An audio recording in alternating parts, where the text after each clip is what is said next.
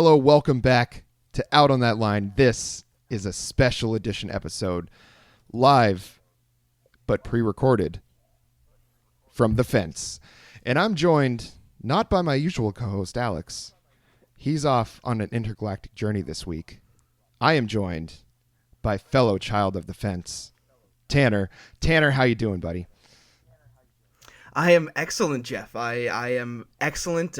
Very glad to be back here on the show, and happy to fill the absence of our intergalactic friend here. Yes, we have a very special episode. Shout out to friend of the pod, Ashley. This is going to be your Coheed episode, hopefully the first of many. This week, we're going to be going over the seminal album, the album that got me into Coheed in the first place, In Keeping Secrets of Silent Earth 3. Now, this is the second album that they came out with after Second Stage Turbine Blade, and this was the one that really blew them up. I'm sure people remember the single A Favor House Atlantic, maybe Blood Red Summer, but really kind of blew the doors off the prog rock scene. Whatever there was of it at the time they came out, I think it's kind of ballooned back a little bit, and they were certainly on the forefront of that. But this album I remember getting in my junior year of high school, I think is when I got this, and absolutely blew my mind, changed music forever for me. So that's when I got into Coheed. Tanner, what about you?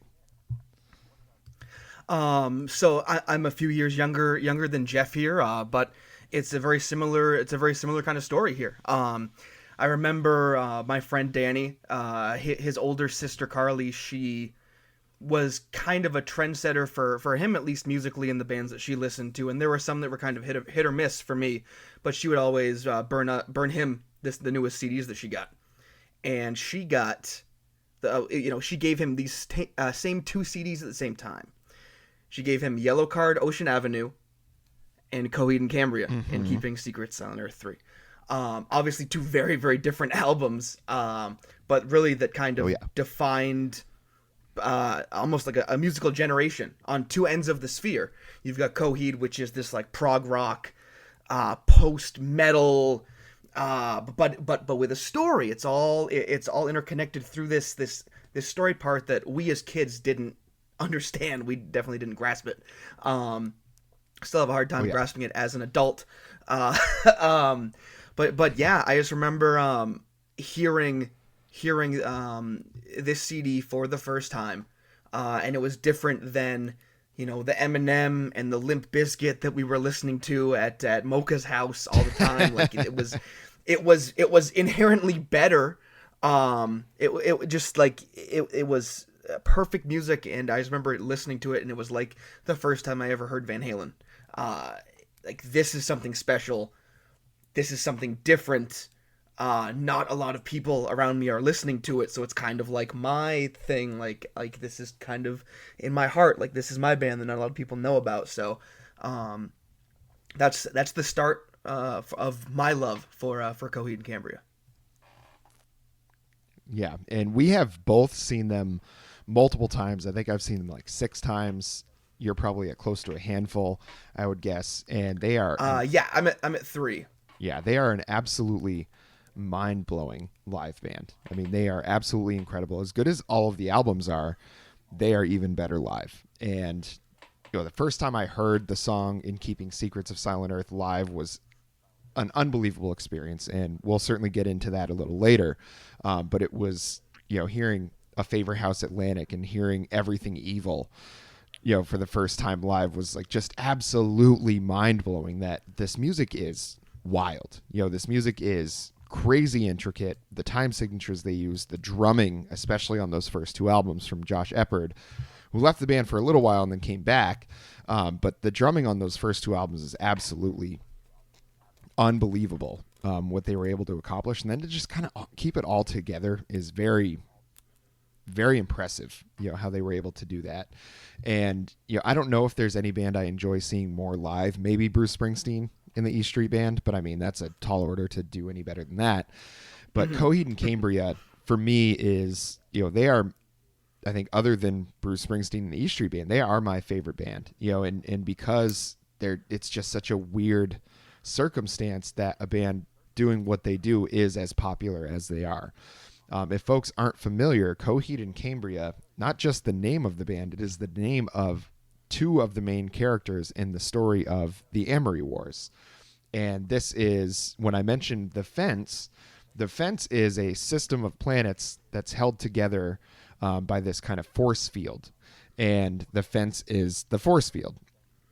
And it's supposed to keep them safe. The Amory Wars is this big epic story, think kind of like a Star Wars type of deal where, these people are trying to defend their planet, save the universe, all this huge epic storytelling going on in this. And it happens throughout all the songs. So you hear a song like A Favor House Atlantic and you think, oh, this is an excellent pop rock song. But what you don't know is A Favor House Atlantic is a place, was their safe house during this time period of the storyline when this album is taking place. And it's really, when you think of it that way, it adds such another layer to an already impressive form of music. You think of it being in that storyline and you're just like, wow, how does he even do that? Because there's comic books and graphic novels that go along with all of it. And this is still a developing storyline. So I think their first album came out in like 2001 with Second Stage Turbine Blade. In Keeping Secrets came out in 2003, so 18 years ago, which is wild to think about. Yeah. Wild to think about. And they've been telling this story ever since. The only album that they took a break from storytelling was The Color Before the Sun, when the lead singer Claudio Sanchez was, he wanted to do more of his kind of personal life in music because it was everything he'd done was revolved around the storyline.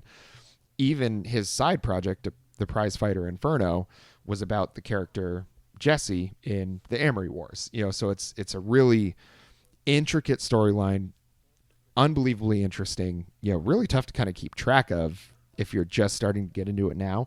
And we're not going to try to break down a ton of the storyline. It's just a very interesting thing that wraps all of their music up in a nice little bow and gives you something, there's a place to start and you've got some time in the future, you've got an end. And it's just such an interesting thing that they do. And I don't know how Claudio does it, but he's the driving force behind all of this. And how his brain works is, a mystery to me. But thank God he exists in this world. You could even just look at his body of work. And if, they wrote all of these story songs. There's a band that I love, the Decemberists. They're known for their story songs. A lot of the songs just cover a story.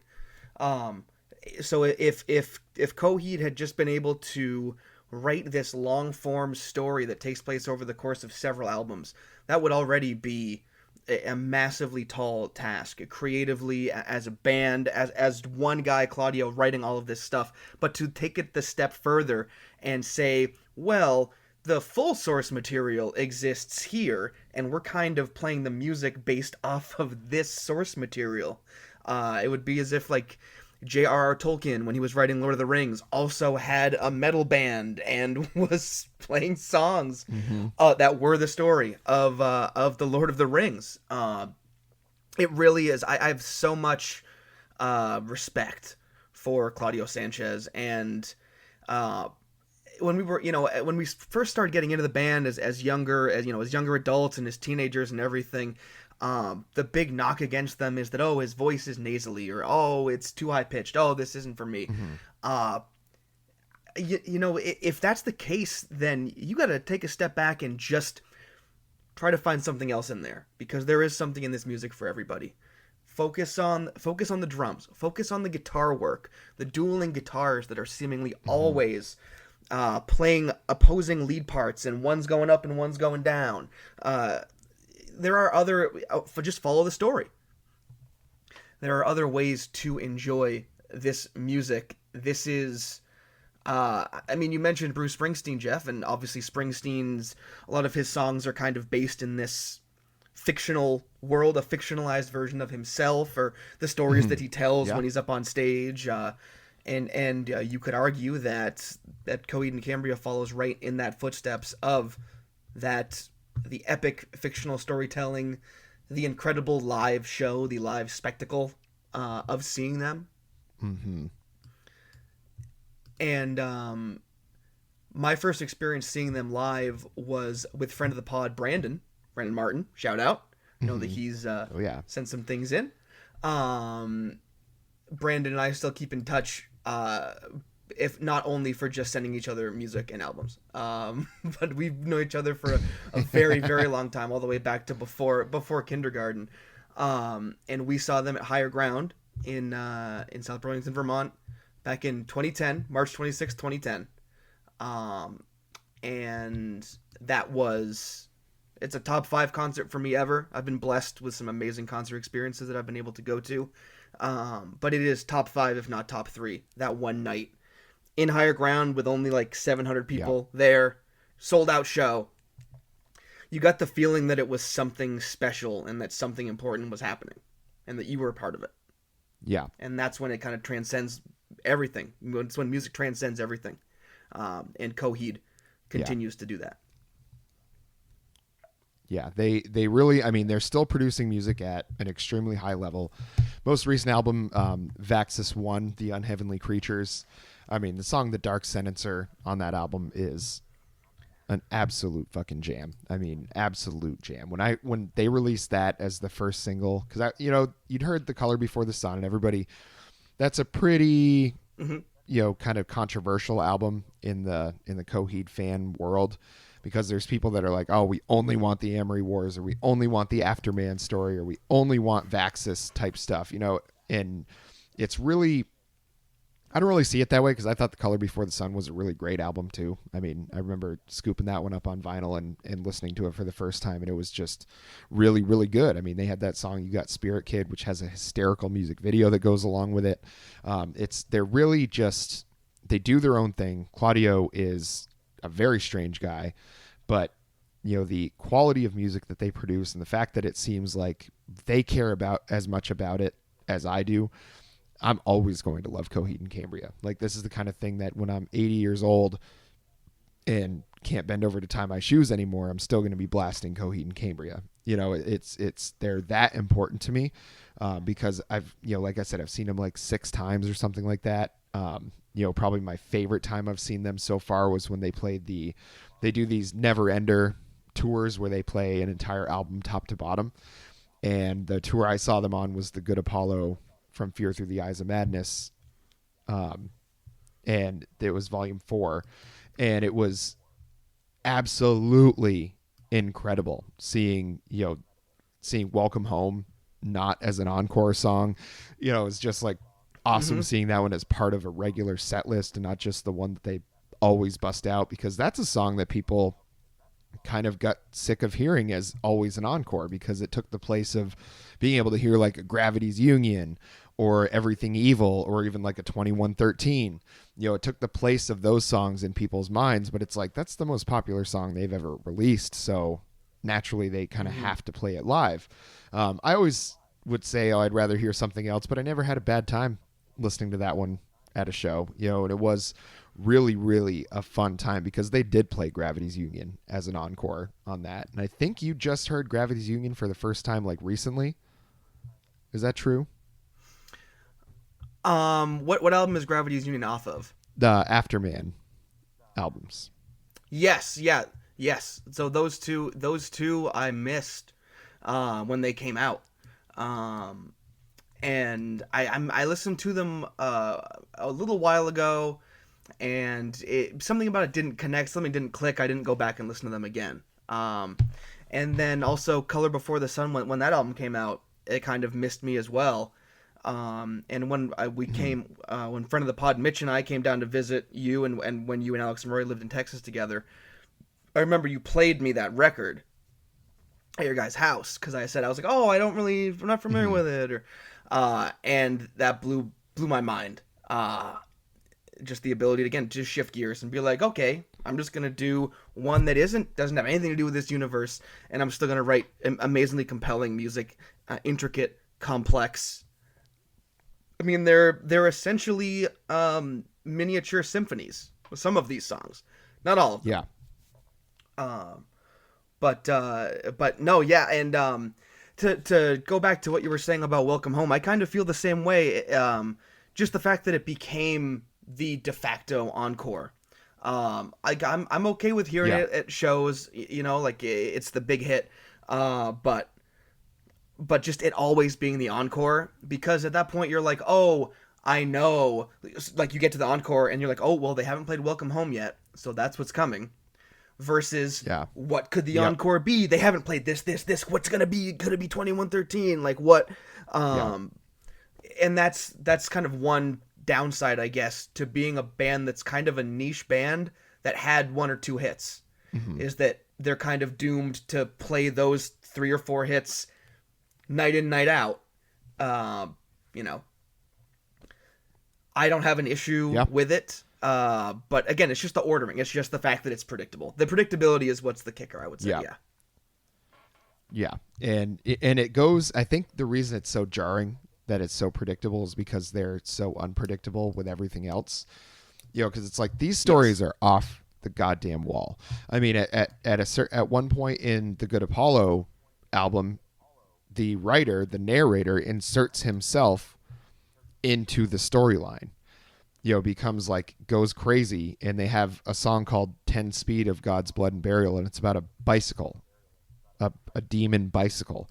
You know, so it's like they get completely off the rails at a certain point, but it just, following that storyline is just really, really an incredible experience, and it always impresses me that he has been able to keep that up. And now going into the Vaxis storyline, which there's going to be 5 albums and graphic novels to go along with it, which, just to say that you're going to do that is crazy. At this point in his career, he could just mail it in, play shows for the rest of his career, and be done with it. But he's like, no, I'm not done making new content, making new stories. And it's just, you know, being able to be a fan of a band like that is a really fun experience. And when the Dark Sentencer single came out, I remember you texted me, and you were like, have you listened yet? And I was like, not quite yet. Like, I'm at work. I don't want to listen to this at my desk. I want to go home. I want to put my headphones on, and I want to just go and be transported. And you're absolutely just transported into space by this song. Oh yeah. And then, to be honest, Unheavenly Creatures, that song really checks a lot of boxes for me. That song, the drum part, it's got the great double snare hit in the chorus. I love shit like that. The whole band drops out and the drum just goes clack, clack. And then it's right. Whoops, sorry, as I hit my mic with my air drumming pen hand. I have general notes about In Keeping Secrets, and the first sentence says, impossible for me to listen without air drumming. And I just did it and hit my microphone with my pen. So I'm putting my pen down. Yep. Well, I mean, you're a drummer. It's only natural for you. This is true. One of the biggest reasons I became a drummer is because of In Keeping Secrets. That is absolutely hearing the drums in this song. The drumming is so complex, but it's also attainable, but it's also so loud in the mix that it's always on the forefront of the songs. It's never in the background. It's always driving. That's another thing we were talking before we started recording. I said, I sat and just listened to this, with headphones on and focused in. And the mix on this album is tremendous. And it's the mixes on all of their albums are great. This is another standard of Coheed, is that the music is perfect. The mix is perfect. This is like, it's so good. I remember talking to you about Good Apollo, I'm Burning Star 4 Volume 2, No World for Tomorrow, which they were going to tour on before COVID, which that album I fucking love. And you texted me about the vinyl pre-sale, the limited edition thing, and I was like, oh my God, thank you. Pre-ordered it. It came in, and the guitar work on that in that mix is unbelievable. And to go back to the Higher Ground show, when I was there with Brandon, they played No World for Tomorrow as like the the end. You know what I mean? Like not the encore, but like the last song proper of the set, and like that. So they play that, and then they go off the stage, and everyone's like falling over themselves, like what the fuck just happened? And then they come out and they played. It was on the Year of the Black Rainbow tour. The album was coming out, so they played Far. Yeah. And then they played Welcome Home, and then they played 2113. Oh yeah. And yeah, that is. Whew. I remember I stayed. I think I stayed in Brandon's dorm room at UVM that night, and like we didn't go to bed for a very, very long time, just because like we're just like vibrating off the energy of the show. Both under 21, both weren't drinking at the show. Like just maybe had a few beers after the show, but I don't know. Who's to say, really? Who's to say? Yeah. Yeah. Who's to say those damn UVM students? Yeah, it would. I mean, there's no band that I think, that if you were to tell me like I could only see one band live for the rest of my life, I think it would be Coheed, just because every show is a profound experience to see, like the musicianship. They tend to change the set list all the time. So I mean, there's certain songs that are always going to be played from here on. Favor House Atlantic is always going to get played. Blood Red Summer is always going to get played. Island from the Color Before the Sun album is always going to get played. And that song is a banger concert opener. After they came out with that and they started opening concerts with that, it was a really, really good way to kick it off.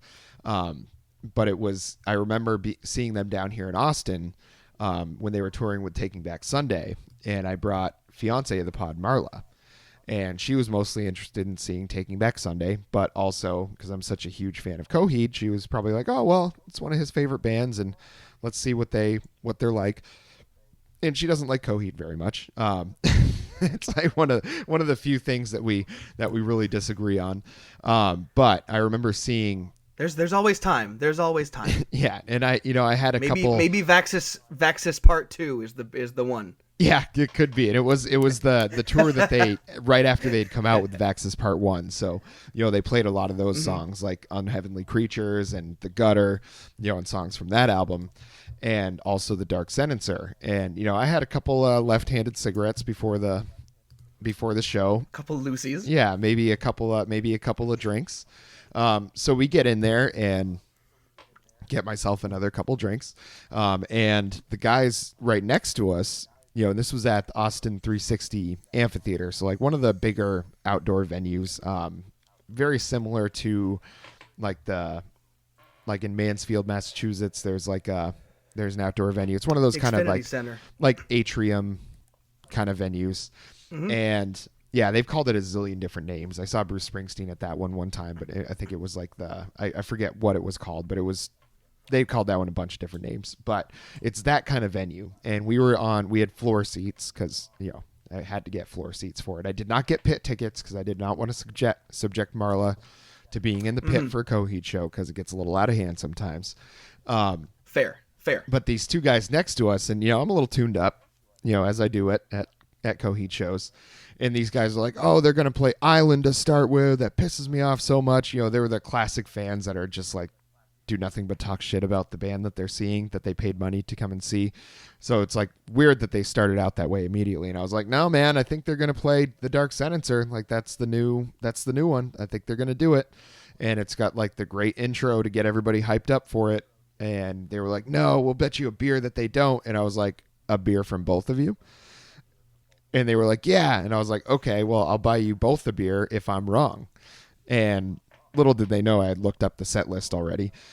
Yeah. So I had a ace up my sleeve on that one. And they went ahead and started with Dark Sentencer. So I was right. And I was like, I'll take those beers, gentlemen. And so they went and got me those beers. And I had a blast at that show. I don't remember a lot of it because, like I said, I got pretty tuned up. But I know I was singing, playing air guitar. It's just such a blast to see them live. And they played Island at that. And that song is just a banger of a live song. I mean, it just, the energy in that one, the drumming in that one, to reinforce your point, it just has such builds in it, and then all of a sudden just like bam, hits you with just the chorus. It's so good.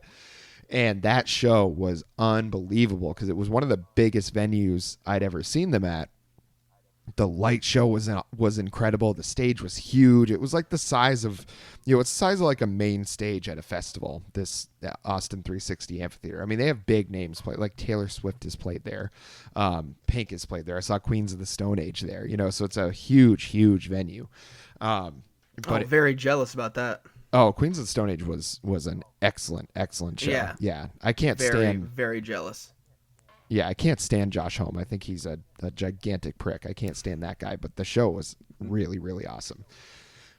But they, that venue was super kick-ass. I saw them at Stubbs Waller Creek Amphitheater here in downtown Austin. That was the Never Ender show. I've seen them at Higher Ground a couple times, and we saw them together at the Champlain Valley Fair playing with Weezer. And that show was a great experience. We start out, we find parking. If people aren't familiar with the Champlain Valley Fair, there is like the main parking lots, but if you're savvy like we are, you park along, was that Shelburne Road? I don't even know. I don't even know what road. Yeah, it's just like the road that the fairgrounds are on before you get to the fairgrounds. Yeah, and it's like, I don't know what's. I think it's Shelburne. Yeah, who cares? But it's people will post signs like you can park on their property for like $5 or $10 or whatever it is. So we find a spot like that because we know that there's not going to be cops patrolling that area because we need to pound some brewskis before we go into the show. So we go with, it was me and you and Rory, and who else was with us for that? Was Chris Marr? I can't remember. Well, it makes sense. It figures. Would it have been Alex? No. No, I think it was the Mies. I think it was the Mies. Wow. Yeah. Yeah, I drank one too many of those lukewarm PBRs in the back of the car to remember who the hell we went with. Yeah, so we're getting ourselves nice and lubed up in our parking space before Rory's getting antsy because his judgment is usually pretty good about those things, and ours is terrible about that sort of thing. So he was probably right. I think we got lucky we didn't get in trouble. So we make our way into the show, and we get there just as they're starting In Keeping Secrets of Silent Earth. And when I tell you that this song, as a Coheed fan, as a child of the fence, when I tell you that this song is the best song that they play live, I am not lying to you. If I'm lying, I'm dying. Cross my heart, hope to die, stick a needle in my eye, because the camaraderie you experience with people when you hear this song is like nothing else you'll ever experience at any other concert. It is absolutely incredible. We're like running into the venue as the guitar part is starting the song off. We're like, oh, they're starting. We gotta go. Like, you got the telltale signs that the band was coming out because like, you could hear the crowd going nuts, and like back in the day, like you'd hear like an instrument get plugged in. Like now, not so much anymore. But and again, we're talking about the summer of 2010. We're running in, and we get to our spots, and we were like maybe 14 rows. I think we also bought our tickets off of Craigslist and had to meet the person. Yeah, we had to meet that we somebody got our tickets from. Yeah, to get the tickets. So like even up to the one of the later moments of the day, it still wasn't confirmed that we were getting the tickets. Like it could have been a scam. And we get in there, and Geoff, I agree with you so much.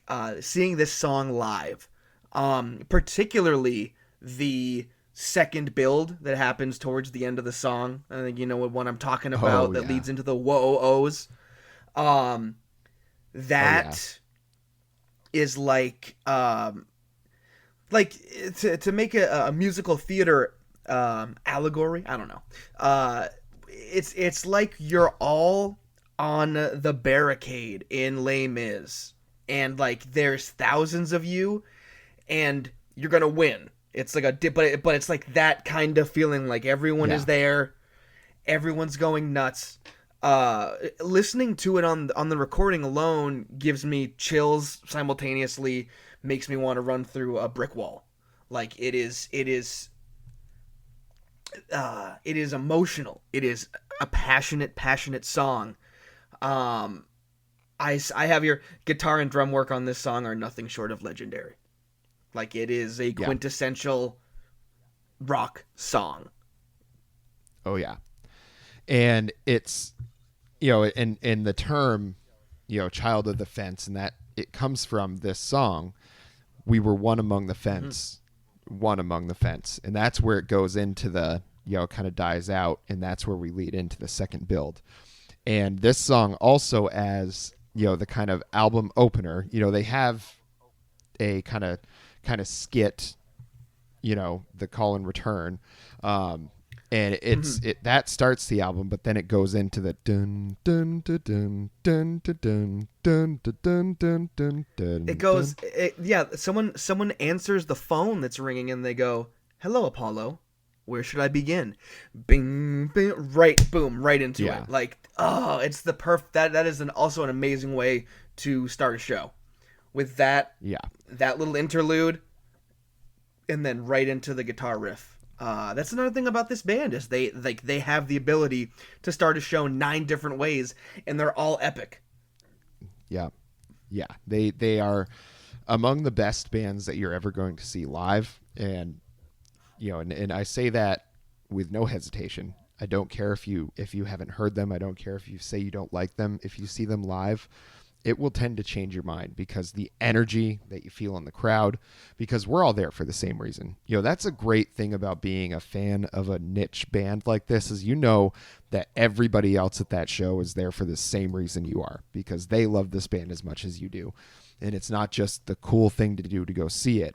It's the cool thing to do because it's going to make you have this experience with 1,000 other children of the fence, with 1,000 other people that have loved this band as much as you have, whether they got into them in 2003 or 2012 or 2020. It doesn't make a difference when they got into them. When you're at this show with people, it is a very moving experience, and you do feel like you're one among the fence with everyone else. And especially with this song, when everybody's holding up the number one, when they're saying that word, and you hold it up the whole time until the whoa, whoa, whoa, until those start. And when that happens, I can't explain the feeling that you get inside when you're just chanting along with 1,000 other people or 3,000 other people or whatever size venue you're at. It was unbelievable. And I remember going to see them at Higher Ground with Ashley one time, with Ashley and her fiance Seth. And I kind of like just said, I need to go into the pit right now when that was coming up. And I mean, I must have crawled over Mm-hmm. people to get into that. And it was such a moving experience. And this is such a great way to start this album because it introduces you to the fact that you're like, this is not a normal band. This is not a Yellow Card. This is not a Limp Bizkit. This is nothing like anything I've ever heard before.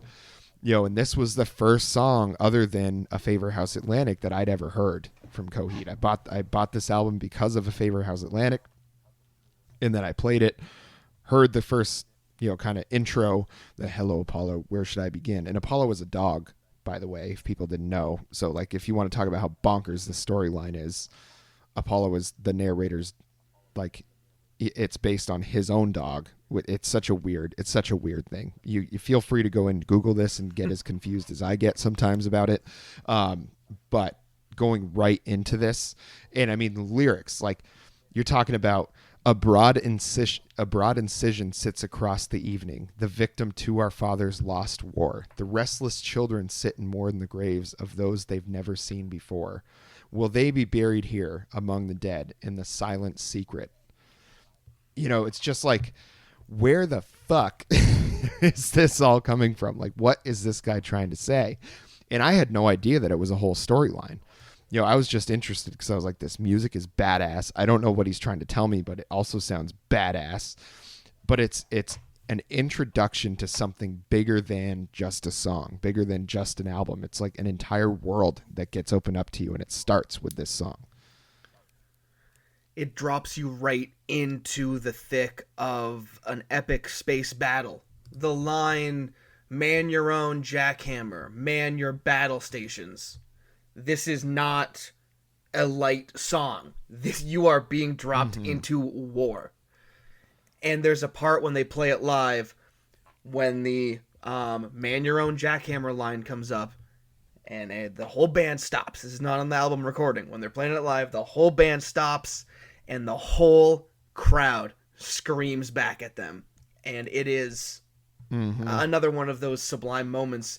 And you mentioned that you saw them with Taking Back Sunday. I didn't know that you saw them. I saw them on that tour as well with Ashley and her fiance and Brandon and our buddy Garrett. We saw them on that tour at the venue where you and I saw Meatloaf. Oh, yeah. Way back when. Oh, yeah. Oh, yeah. Poor Loaf. What has become of him? We'll just... as long as... The music was never political. Thank God. Yeah, that's true. That's true. We could do a whole episode about Meatloaf with you, me, and Koch. I think that'd be a fun one. Sign me up. Yeah. Put the contracts in the mail. Yeah, and I mean it's just like the lyrics to this. I mean, I can't even really tell you how strange it is. I mean, it's just like awake through motion with curiosity to curtain your first move. Over arm's length they'll break protocol. Jealous envy for the youngest one. To be the hero is all I'll ask. And Claudio, the lead singer, kind of puts himself in the stories as the character Claudio Kilgannon, and the son of Coheed and Cambria Kilgannon.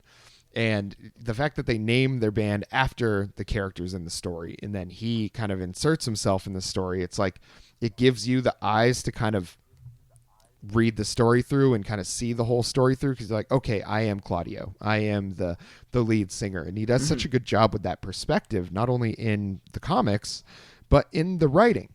And it makes it like reading through it, it's tough to keep track of. You kind of have to like understand a little bit about the structure of the story. When he says the one they call the vision that bears the gift, like the vision is the name of a character, not the Marvel character. Capital V Vision. Yeah. So there's all sorts of little things like that the more you listen to it, the more you pick up on those things, and the more rewarding of an experience it is. And this song, I mean, I think it's like 7.5 or 8 minutes long or something to start off an album. When I'd been listening to like Rise Against playing like 2.5 minute punk songs, and like My Chemical Romance playing these kind of like epic punk opera songs, it's just like, this was nothing like anything else I'd been listening to. I hadn't even really listened to Rush very much at this point in my life. So like this was completely mind blowing.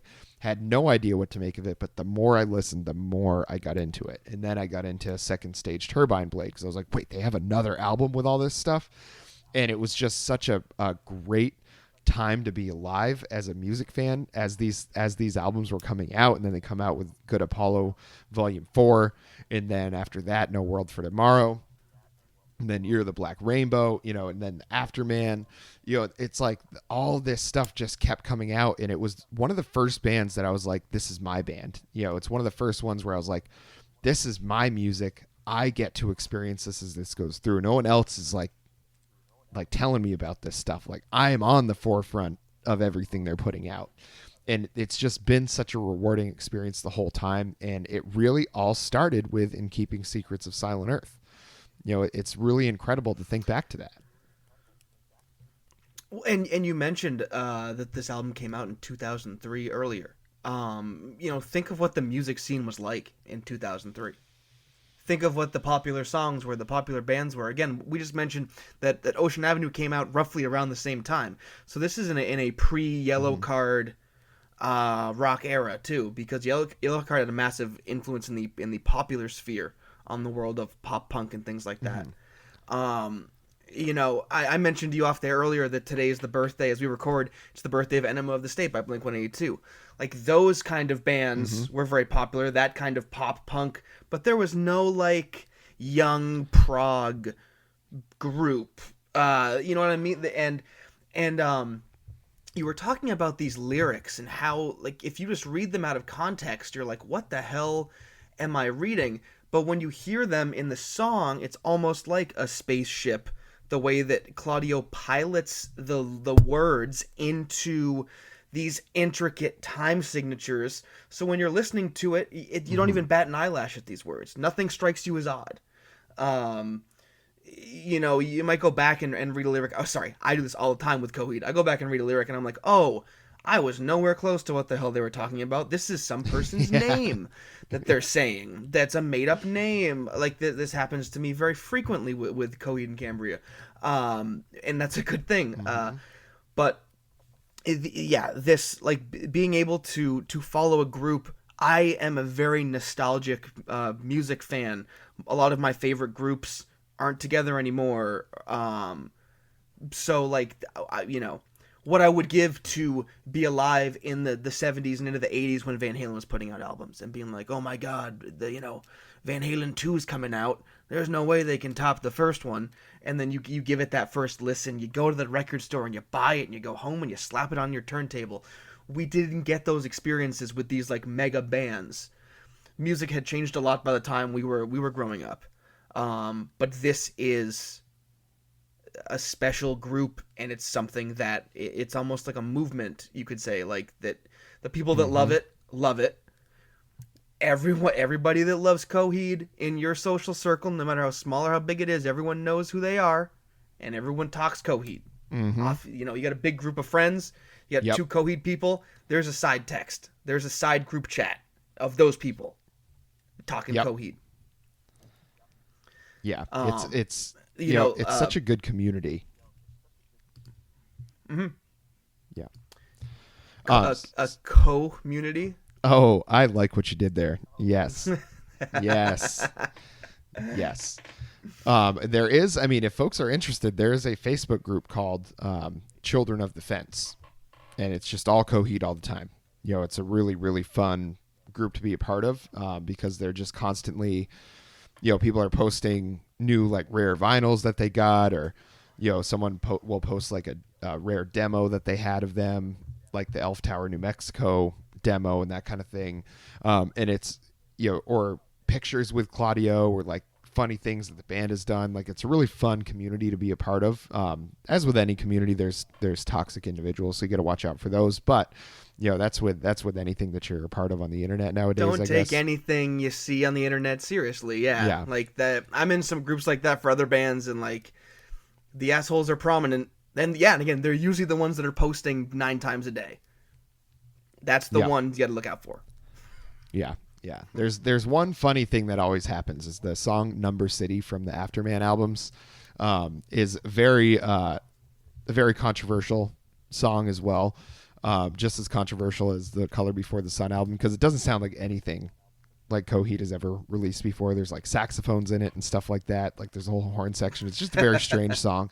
But there's a guy in that group that, like, has made it clear that he hates that song, and so everybody just always posts, like, memes about that song and how much he loves that song, and it's just, like, always kind of funny because he'll always hop in the comments, and he's good natured about it. I mean, he's not a toxic guy, but it's just funny to see that, and just the interaction between people that are all, like, fans of the same band, and people will take a picture of a car they've seen with the Keywork symbol on it, which is the planets with the triangle and the circle around them as the representation of the fence.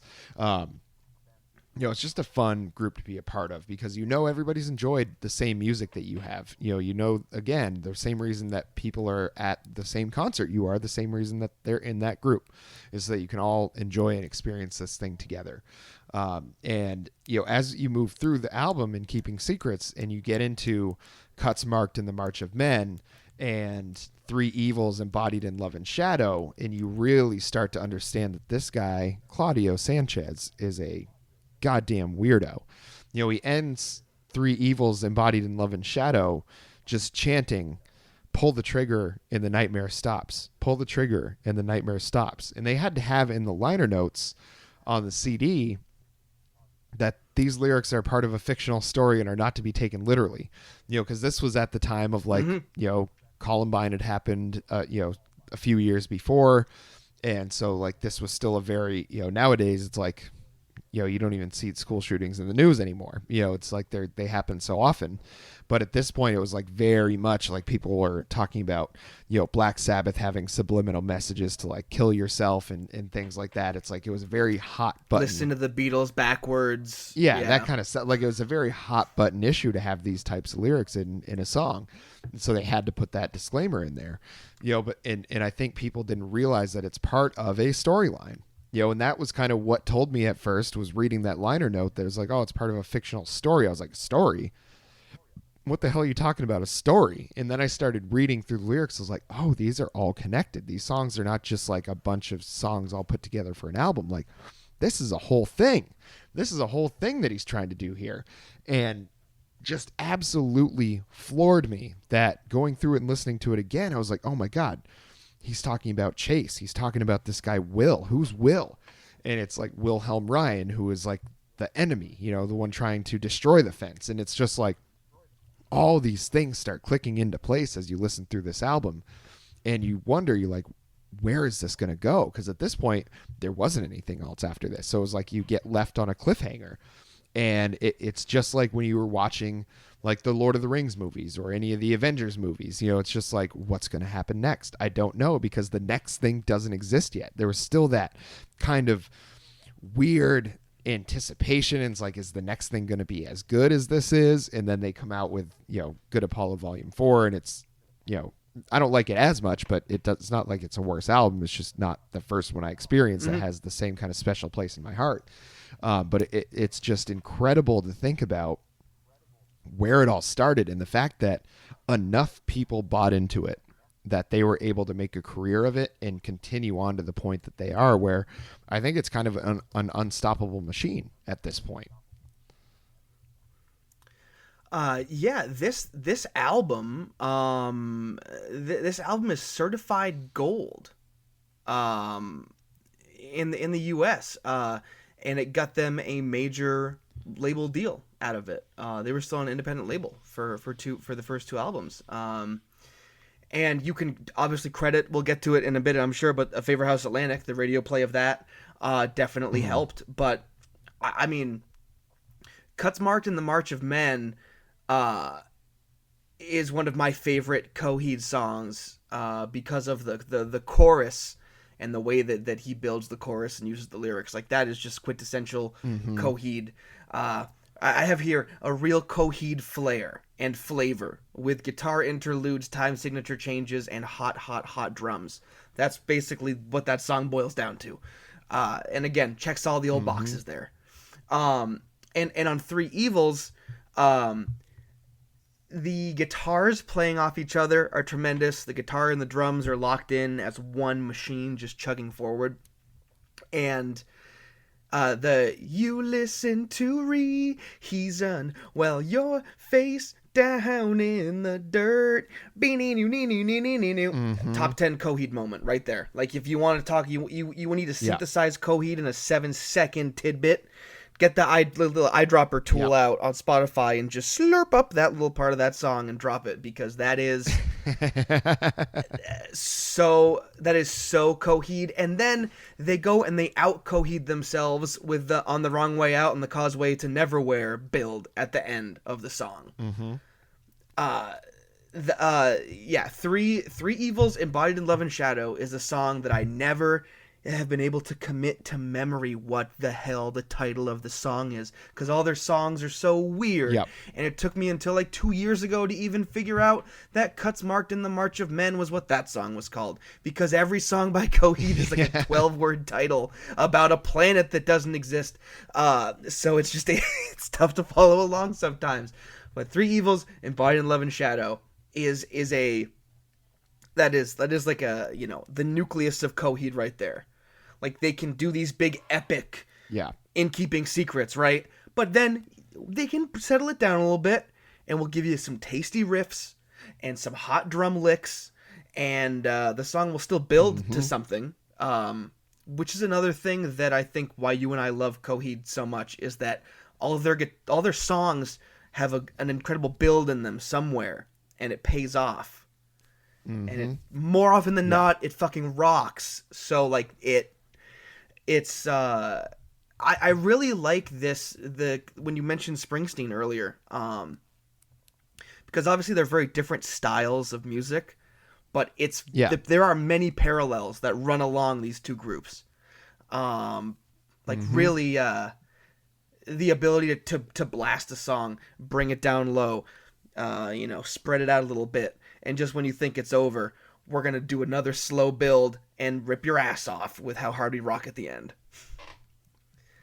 Yeah, it's like Keeping Secrets is like To a Jungle Land. Yeah. I agree. I would have never really drawn that parallel myself, and I should have, but maybe I'm just too close, for that kind of perspective, too close to both of those bands to really have made that connection.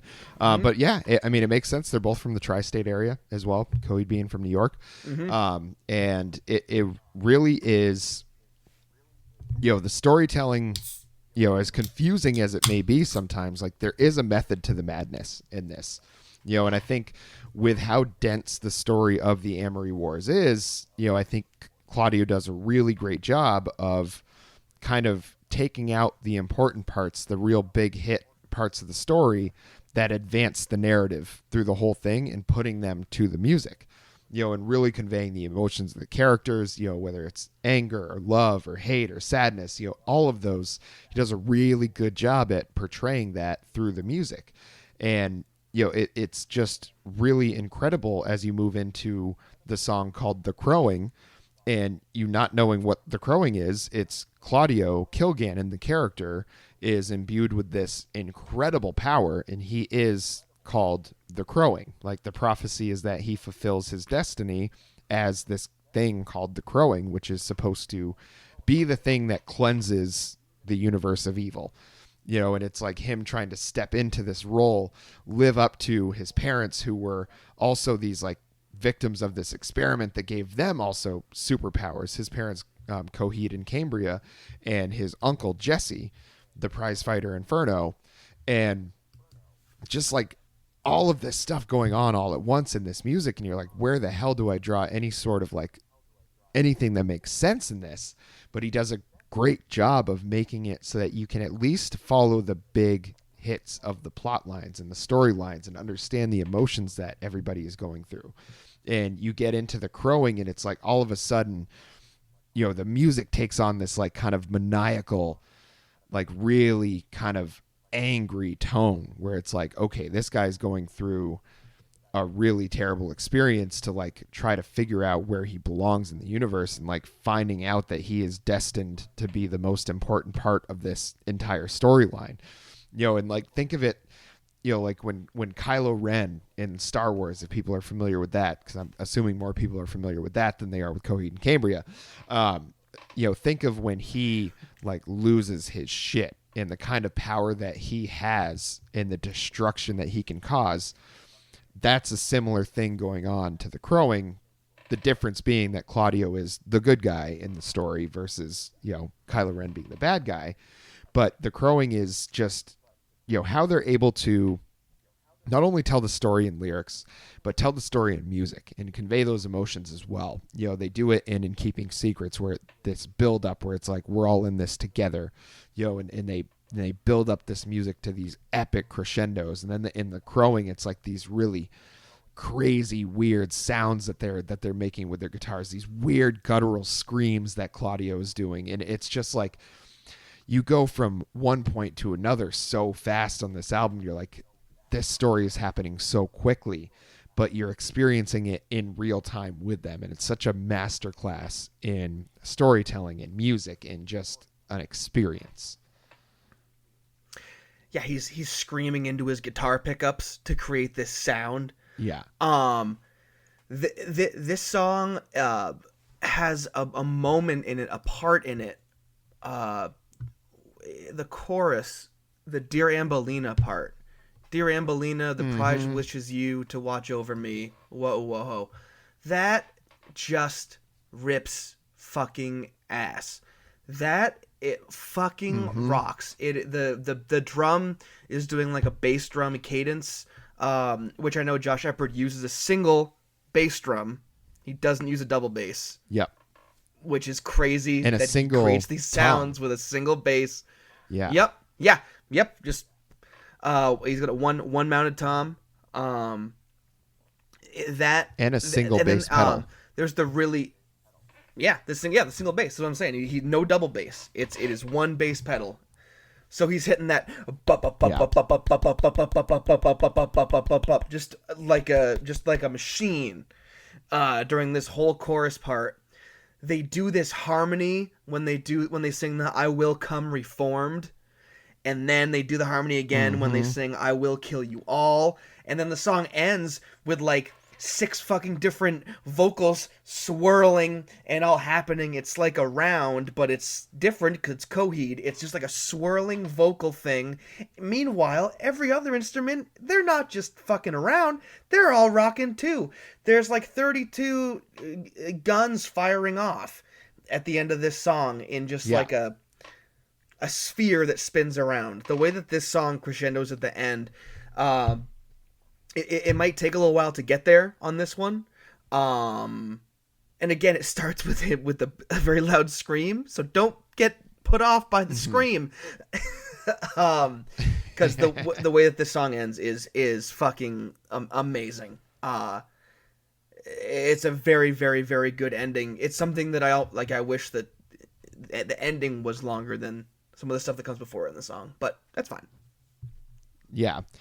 They do that though, in Everything Evil on Second Stage Turbine Blade, they go the Claudio, oh, dear Claudio, oh, I wish, God damn it, we'll make it if you believe. But they don't even get to that part until the very end of the song, and it's like 5.5 minute or 6 minute song or something like that. So like Coheed is known for doing that, but the payoff of making your way through this whole song, it's not as if the rest of it is like a sleeper or like a dud or anything like that. It's like it's all great, and then you get to the end and you're like, where did that come from? Like you thought they fired all their bullets already, and then it turns out they had a whole nother clip. It's just a really incredible experience. And he's talking about, dear Ambelina, the prize wishes you to watch over me, and it's like Ambelina is part of this group of like angel like kind of like creatures that's meant to watch over Claudio and make sure that he becomes the crowing, that he fulfills the prophecy, and it's just like listening to it, it sounds incredible even without knowing that. But then you hear it and it's like you hear that emotion of like him begging, like, I need your help. Like, I don't know what I'm supposed to do here. His parents are gone. They're not around, and I don't know what I'm supposed to do here. Like, please watch over me. And then when he's tossing at the very end, when they're got the 3 different vocal harmonies going at once, and he's saying, burn your wings. It's like, that's what those creatures do when they come down to the mortal plane and get themselves involved in the mortal universe. They're no longer an immortal creature. They burn their wings and fulfill their destiny to help him fulfill his. It's just this crazy storyline that's constantly going on through all these songs. And it's just the very end of this one, that Dear Ambelina chorus is Coheed at their very best. It's like why I listen to Coheed, because all of these moments lead to things like that, and you can't help but get absolutely fired up listening to that. Again, I mentioned the eyedropper tool, using it on 3 Evils. Do it right there on the crowing too, like that from the Dear Ambelina. That is peak Coheed. And I know the next up is Blood Red Summer. This might be a blasphemous take. I don't hate this song. Say it. But if I had to take one song off the album, it's this one. It's Blood Red Summer. Yep. Are you in the same camp? If you had to take one off, it would be Blood Red Summer. Yep, absolutely in the same camp on this one. Just it's not as if I'm trying to like badmouth a Coheed song because I would never do that. Maybe Number City, but it just doesn't have the same pop, doesn't have the same oomph as the other ones, because it is like a pop rock song. A Favorite House Atlantic came out as a single before this one did, so it was like I got all my Coheed pop rock songs. I got all those rocks off with A Favorite House Atlantic on this album, and I think Blood Red Summer just didn't quite live up to that, and it didn't tell enough of the story really for me to really get that deep into it. I mean, it's a fun song. It's kind of caught in limbo there. Yeah. It's caught in limbo of being like, enjoyable standalone versus a good part of the story and a good song. It's kind of just caught there in the middle. Yeah, the music video is great. Music video is awesome. But it doesn't, the music video doesn't have much to do with the storyline at all. There's like little kind of hints at the story, but it doesn't tell, the music video itself is not telling the story. What I would like to see though, and this is kind of off on a tangent. I would love to see an animated series of the Amory Wars. Yes. Like the Wall Yes. from Pink Floyd. I would love to see them do that same kind of thing with the Amory Wars. I think that would be kick ass. We've been robbed. We don't have it for the Amory Wars, and we don't have it for Legend of Zelda. True. Well, Those there was a Legend of Zelda animated series, my friend. But did it tell like the Ocarina of Time story? No. Or was it? Yeah. See, that's what I'm here for, man. Give me I want to watch it. I've played it 8 billion times. I want to just watch it. I want to smoke a left-handed cigarette and escape into Hyrule. But to get back to Blood Red Summer, the whoa-ohs on this song are really good. And they do like the whole like whoa-oh breakdown, and then like some kind of come in from the side there. And the other note that I have that I noticed today from listening to it with headphones on is that the opening of the song, the guitar part is panned. It's only in your right ear, and I appreciate that. That's cool. Mm-hmm. That's a cool little engineering thing they did there. But other than that, it's good. It's fine. It's a fine song. But against the other heavy hitters on this album, like this is, rarefied air. Yeah, it's just a lull in the middle. That's all. Right before you get into, and this is another thing that Coheed does all the time, is they have this like little series of songs that they do on all of their albums. On this one, it's the Camper Valurium trio of songs. On Good Apollo Volume 4, it's the Willingwell songs. It's like they do this on these Amory Wars albums, and it's I don't know why. I think they just did. And they have the end complete one on No World for Tomorrow. No World for Tomorrow. Another multi-part one. Yeah. Yeah, and it's just I don't know why they do it, but it's awesome. This one, the Camper Valurium 1, Faint of Hearts. You hear the term, the Faint of Heart, but Faint of Hearts in this is a like bar, and it's like a hideout. So when he says, "I'm not starting with you, I'm starting with the Faint of Hearts," he's talking about going there and killing everybody, basically, because he knows that's where everybody is hiding out. And it's just this is kind of where it gets really dark, because we've gone through, like, we had the battle to start with within Keeping Secrets, and then we move into the crowing, where he's like, oh my God, I'm this like super duper strong, important part of the universe. And then all of a sudden we realize what he's up against. And it starts with the Camper Valurium and in the Faint of Hearts. And it's like, you all of a sudden are like, oh, maybe things aren't so great. Maybe this is not going to be a story that just is able to wrap itself up this quickly. So we know about the crowing. We know how powerful Claudio is, but we don't really know necessarily what he's up against. We don't know about Wilhelm Ryan and his whole faction. And the fact that they bring this in on the later half of the album as like a setup for the rest of it, not even knowing that they're going to even be able to come out with another album, but taking that chance of not wrapping up the story in the event that they can continue it and add more stuff like this is, I think one of the ballsiest things that anyone has done in music in recent memory. We've obviously got a lot of artists in the 50s and 60s that started playing like rock and roll as we know it for the first time, and like the chance they took on that and ruining their music careers. But it's like this same sort of thing where it's like, I'm sure Claudio was thinking, should I wrap this up? Are we actually going to be able to do this? And he took the shot, and it was a bullseye. And I think it was the Camper Valorium trio of songs that kind of wraps up toward the tail end of the album that you really understand, like, there's more to this. Like, this is not just about Claudio. This is not just about Coheed and Cambria. This is about the universe they're a part of and what they're up against. And all of a sudden, this bigger picture just opens up to you. And it's so good. This trio of songs, like, I listen to them. I don't really ever pick one to listen to. I listen to all three at once because they're just that good. I agree. I agree with absolutely everything you said. It's like you're listening to this album for the first time, and you get to Camper Valorium, right? So Blood Red Summer ends, and you're like, okay, I have a perspective of what's going on here, and then Camper Valorium 1, 2, and 3 happen, and it's like what you were looking at of the story before is almost like a speck.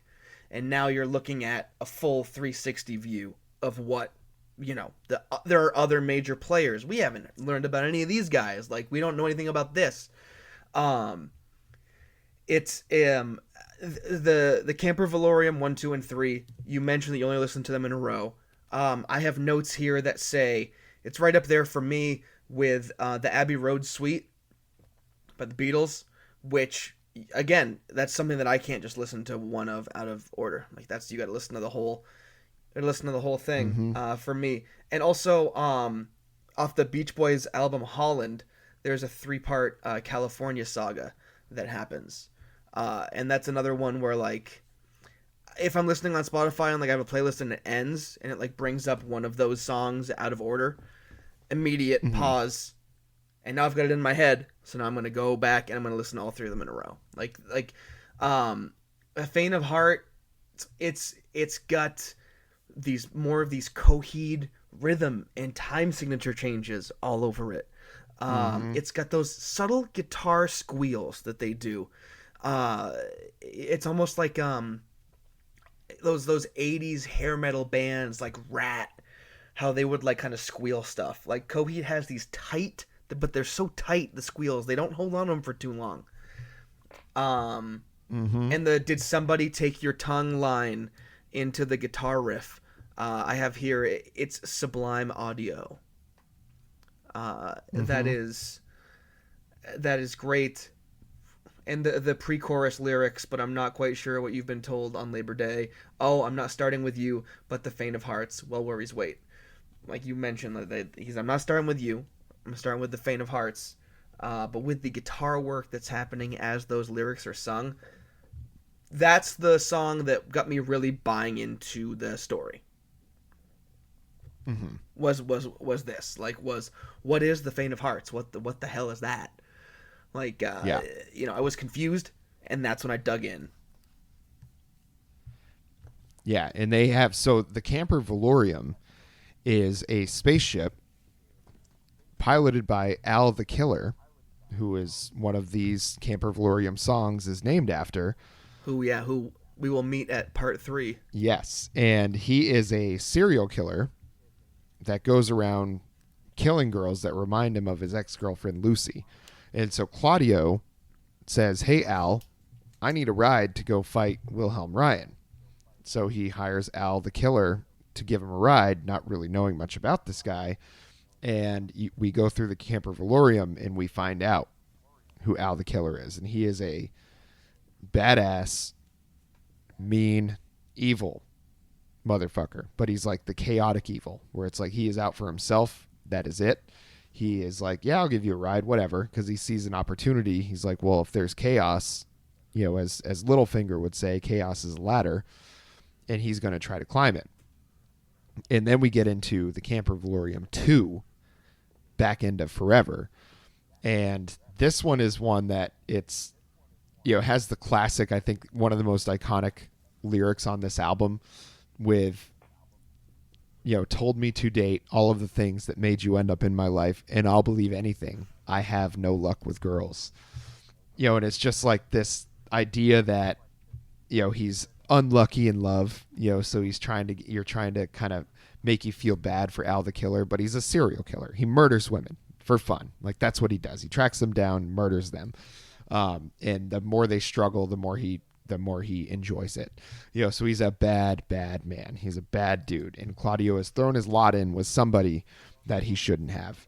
And when Al the killer realizes who he has, the crowing, on his ship, he realizes, he's like, well, this is my opportunity to, like, really make something of myself, not just to be a sky pirate anymore. I'm going to be able to really do something with this. And it is a really strange song. I mean, I would assume that Claudio looks back on some of these lyrics and he's like, yeesh, I can't believe I wrote some of that stuff. Mm-hmm. Because a lot of it, it is a fictional story, but a lot of it did come from, experiences he had in his life. Obviously, if you're an artist, you're gonna translate things that happen to you in real life into the art that you're creating.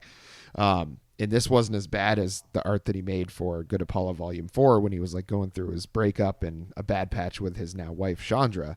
But the Camper Valorium lyrics that he writes through the perspective of Al the Killer are some really haunting, kind of scary stuff.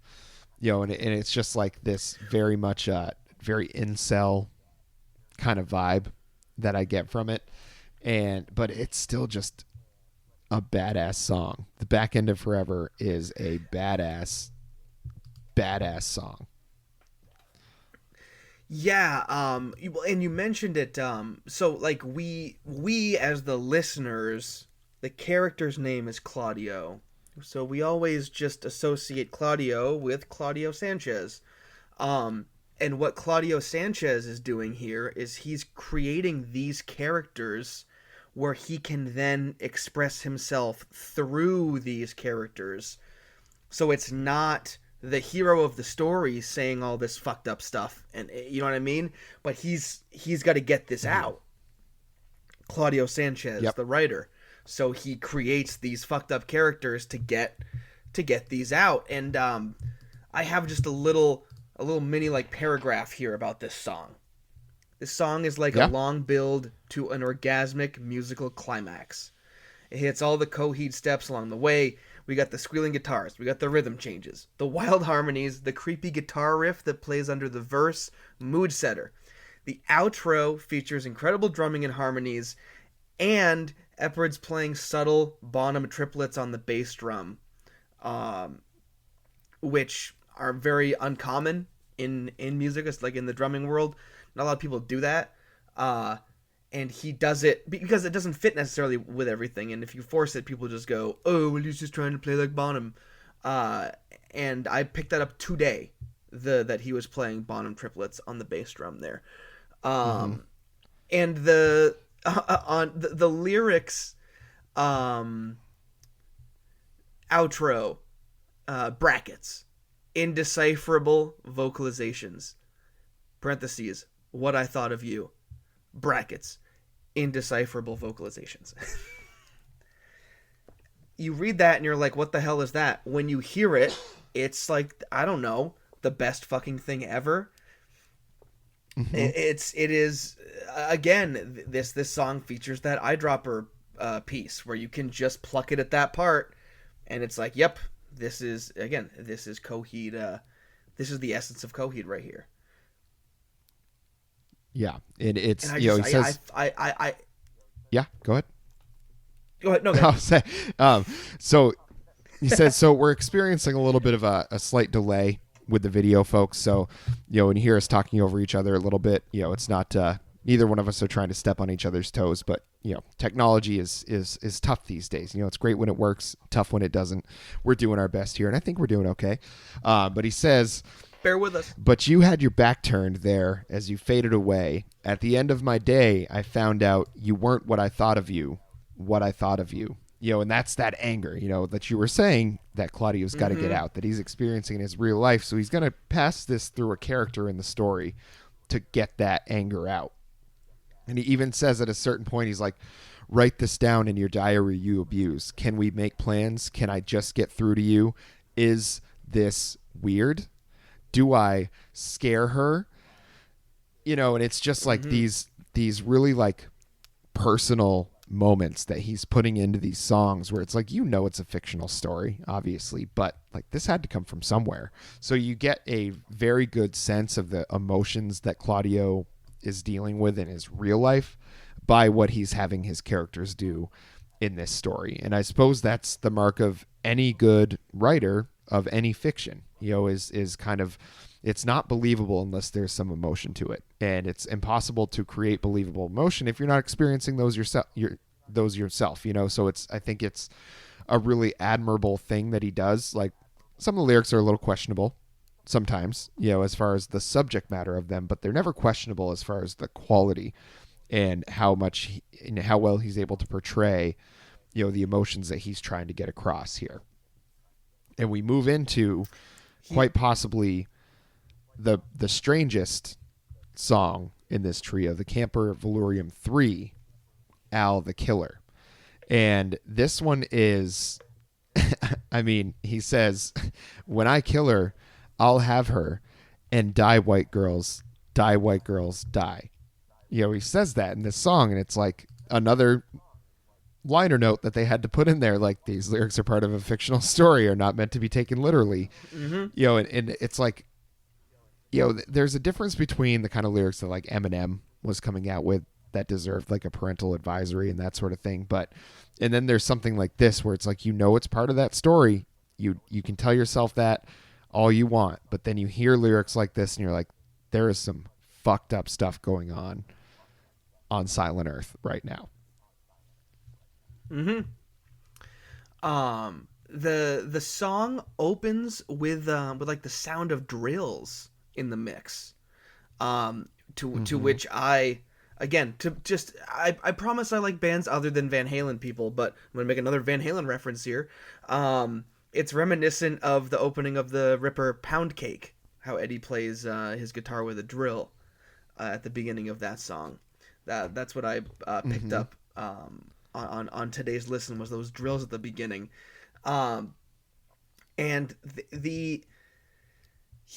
Claudio has the ability to create a massive space battle and drop you in it, and you don't bat an eyelash. So he also creates these songs about these really, really fucked up characters, and you kind of do the same thing. You're like, well, it's very convincing. It's not hokey.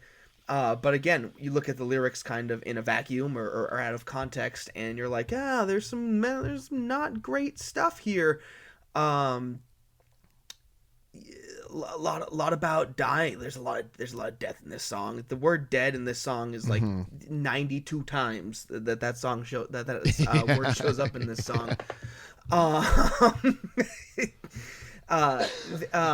But the lead in to the chorus, another strong drum effort behind the kit from Mr. Eppert,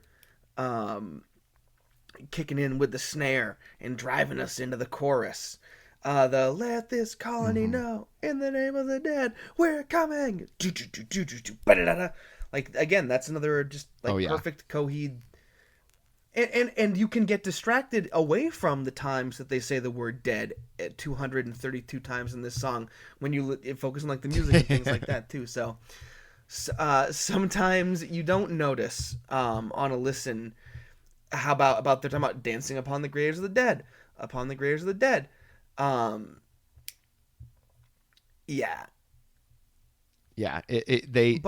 say like, it a lot. It's part of the story. Yeah, they say it a lot. And, again, it's from the perspective of Al the Killer here. And he's saying, when I kill her, I'll have her. And it's like, and he's talking about his ex-girlfriend, Lucy, that he's like just slicing and dicing his way through all of these women to get to her because he thinks that's the way he's going to be able to be with her. is by just like killing everybody else like her. And it's just such a weird, demented viewpoint that, you know, it fits in a story like this. Like in real life, you'd be like, this guy would be put away for life. In the story of the Amory Wars in the Fence, you know, he seems like probably just another character. Like this doesn't seem like it's that serious of a thing. He's just another guy hanging out over at the Faint of Hearts. This album, the context of this album too, I'm just thinking like, we live in a post Game of Thrones world now. You know what I mean? Where Game of Thrones exposed similar violence that's in this story to the masses. But this predates that show by over a decade. So this is jarring audio. And I looked up some images today from the graphic novels, and I saw an image of Al the Killer. And it is absolutely fucking terrifying. It's not great. And this all took place again before the Game of Thrones whole saga was seen by millions and millions on TV. So we weren't desensitized as a culture yet to this kind of violence, and but it definitely existed out there in fictional works. Because again, this is about this psychopath that's, again, he's like putting their corpses, he's like rigging them up on his ship. So, but the song rocks. Yeah. Yeah, the song fucks. There's no doubt about that. Yeah.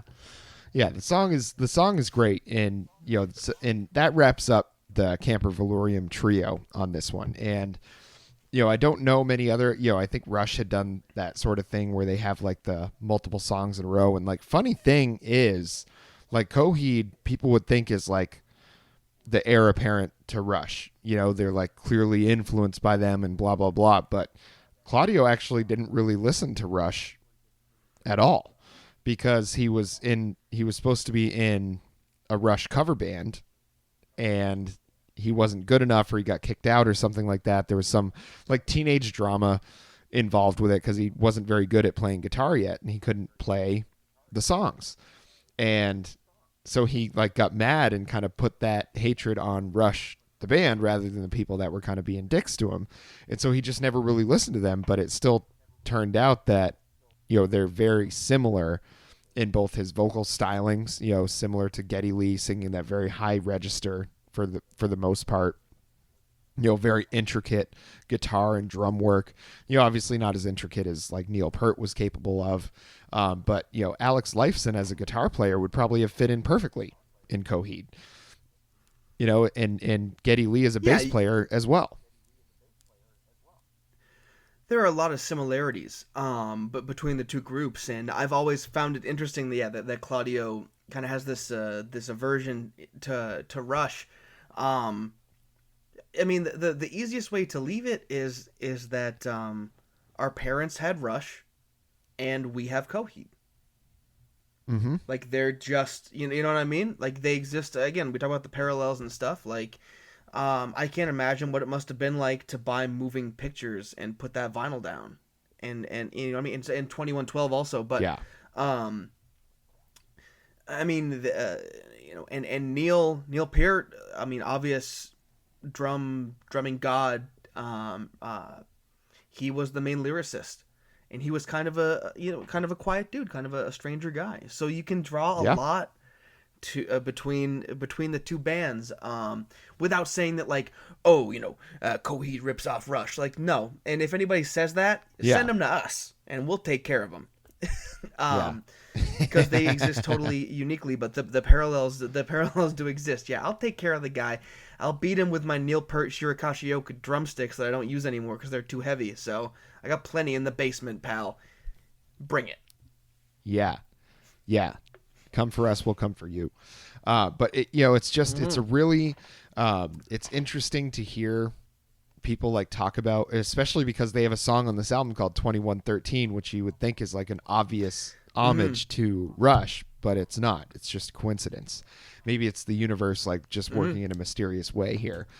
Maybe Rush has been part of the fence all along. But we move into yeah, I know, right? Mind blowing. Just thought of that. Patting myself on the back over here. So we move into A Favor House Atlantic. Now this is the hit. This is the one that really pushed Coheed into the mainstream. This was all over MTV. The first time I ever saw this song or ever heard this song was the music video on MTV, and I was like, what the fuck is this? You know, and Claudio's like got his hair done in this like weird like Jerry Curl mullet type thing. And I was like, what is this guy singing like a girl? Like, what is this? But I was captivated. I was enthralled by it. And this was 2003. So this was not where you could just like hop on Spotify and listen to this song. You know, it's not like a readily available thing.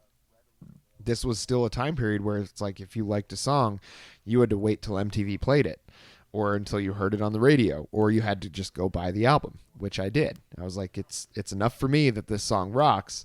I'm going to go buy this album.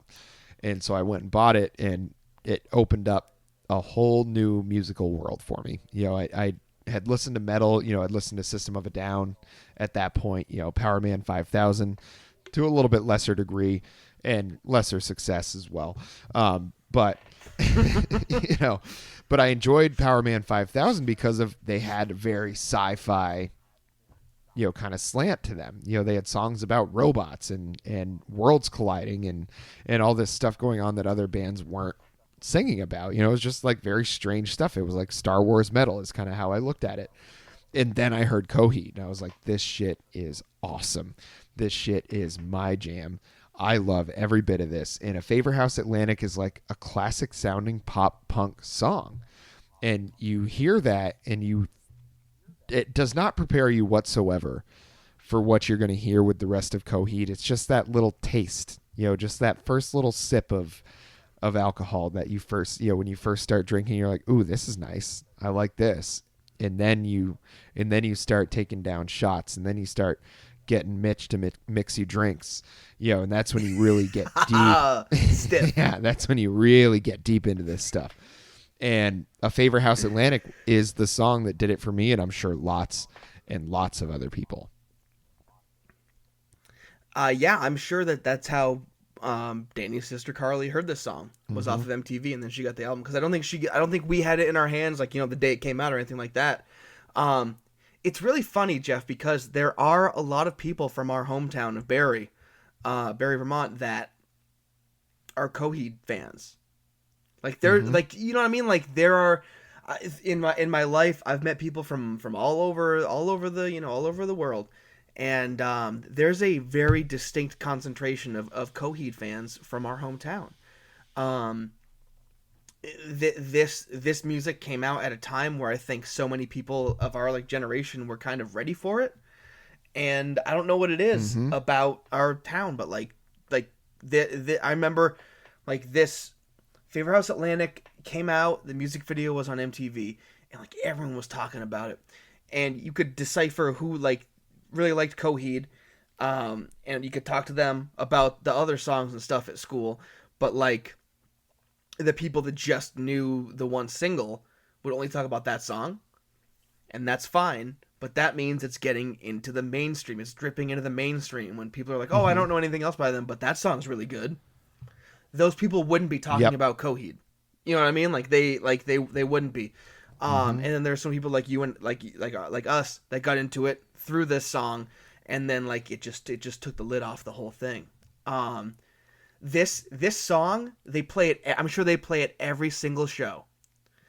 I don't think I'll ever get tired of hearing this song live. No. And like I'm kind of like a music snob, you know, quotes, whatever you want to call it, but like we talked earlier about like Welcome Home and everything, and our kind of like you could call them issues, I guess, with that, but this song live is so fucking good. The lead guitar the whole time is just he just there's going off. There's going off with riffs left and right, just riffing everywhere. There's a super tight drum fill into every pre-chorus. One when Claudio sings "Bye Bye Beautiful, Don't Bother to Write," it just fucking soars. Like, it is soaring. The way they end the song, they just go pre-chorus, chorus, pre-chorus, chorus, and no one bats an eyelash. No one's where the structure police don't come for them because it's fucking perfect. Yeah. And he goes, the super high face step down with Claudio hitting those high notes. I just wrote in all caps, "Come on." Like, come on. It's a perfect, like you said, a perfect like pop punk song of that era. It's very telling of like where Coheed came from and their influences. That song in a vacuum, and it's amazing. When we saw the show in Boston, one member of our party, we got real greased at this thing. I'll tell you, we got looped.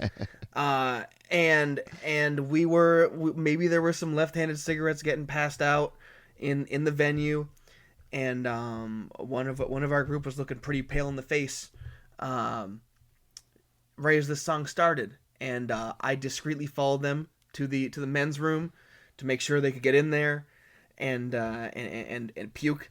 As an avid puker myself, when you see someone else in the throes of it, you step in. You like to help out. Yeah, you like to help out. I got my number retired in the puke arena. Don't worry, folks. So that was just also a different experience of walking like kind of out of the venue and hearing the mix from different areas. Because like it is interesting in those outdoor venues where you're standing, how stuff kind of sounds a little different. Yeah. And then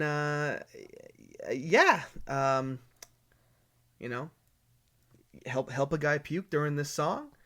And maybe that's why it holds a special place in my heart as well. Is because I got to be the Claudio to his Al the Killer in this scenario. Killer of toilets with vomit. You were saying, good eye sniper. No, I shoot, you run. And that is like the iconic line from this one is, good eye sniper. No, I shoot, you run. And A Favor House Atlantic is their safe house. It's the last place before shit really, really goes off the rails when they get into Good Apollo Volume 4 album. And it's kind of the last part where you're like, okay, we've got this small section of this universe before they just completely blow it wide open on the next album. And it's such a great way to kind of move towards the end of the album, moving into The Light in the Glass and 2113 eventually. But A Favor House Atlantic is the song that put Coheed on the map. It is the song, without A Favor House Atlantic, I don't think we ever get A Welcome Home. I don't think we ever get A Dark Sentencer. Without this song being on this album, I don't know if we ever get any more Coheed after this. I think it was such a big hit that it allowed them to sign that deal and continue making records at the level that they were capable of. And I think they had some internal strife over the next few albums. Josh Eppard left the band, for various reasons. But this was the one that you really understood like the power that this band had, that you were like, okay, so they write these crazy epic space opera songs. What else do they got? Okay, they've got a punch you in the face, knock down, drag out pop rock song. And it is as good as any other pop rock song that was out at this time. I mean, I would put this up against anything else. It really is. I would put this up against like Give It All by Rise Against. I'd put this up against like Helena or anything else by My Chemical Romance or anything by Taking Back Sunday. All those bands that were just extremely popular at this time. Yellow Card, Ocean Avenue, all of those bands. I would put this song up against any of them and challenge you to find me something better, because I don't know if there is. This is like a perfectly constructed, perfect pop song. And again, we talk about it. We talk about Claudio's ability to drop you into a space battle seamlessly. we talk about his ability to introduce you to these fucked up characters seamlessly. Now he's advancing the story while also creating a radio-friendly song that is going to be the reason that the band is still together to this day. Like this song, like you said, this is how they get the major record deal. Like they created, all of these prog metal time signature switches, all of the stuff, suggestive lyrics, but they drop in the middle of it a radio friendly pop punk hit. Which again, you mentioned all these bands. I would say, Blink-182. This stands right up against anything like that. Yeah. You can listen to this song and not pay attention to any of the words and be like, "What a happy song that is!" Like, you know what I mean? Like this will be played at, I would presume, receptions of weddings of many people in our generation. Mm-hmm. The older crowd might not get it, but this is one of those songs. Yeah, Fiancé of the Pod might not know it, but Coheed is certainly going to be played. There's a band that does orchestral versions of Coheed songs, and I'm going to sneak a lot of those in for the dinner at the wedding. Don't tell her I said that. Yep. She doesn't listen anyway. You'll just hear a little cello, and you'll say, "Oh, what's that?" Yeah. Oh, I think that's Mozart. And everyone that gets it will all kind of look up. We'll all see each other. We'll go back to, Yep. Yeah, we'll hold up our be, ones. Yeah. Yep. Yeah, really, really. I can't wait. I'm actually excited to do that. So we move into the light in the glass, because we're going pretty long here. I have enjoyed every bit of this. We're long. Yeah. Yeah. We're on the last two songs though, so I mean. Yeah, we're getting there. We're working our way there. The light in the glass. This one really kind of showcases a different side of Claudio's songwriting. It is a slowed down, at least the first part of it anyway. It is a slowed down song. It starts out slowly. The pen touches paper in the guidance of the words that you write. Memories roll in of the things you once did, and who you had shared them with is somebody thinking of you. And, one of my favorite lines on the whole album happens in this song. One of my favorite little snippets of a verse.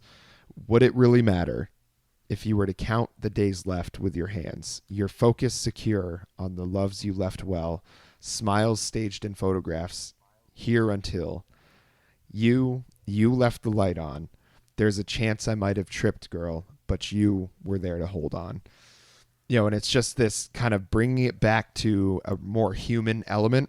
We've gone through the Camper Valorium with Al the Killer and this like inhuman act by this guy, this serial killer. These things that are just these atrocious crimes against humanity and against like any sort of kind of good sense of treatment of people, and you're like, what the fuck is happening? And then you get the light in the glass, and it's, the character, reminiscing about, a simpler time, and reminiscing to a time before all of this shit went all to hell, and everything started going wrong in the universe, and he became the crowing. It's him reminiscing about a happier time, but then we get into the pre-chorus, because you have this whole first part, this whole first verse that's really nice, really excellent songwriting, much lighter touch, but then the pre-chorus, ignoring the words of your obnoxious little brother,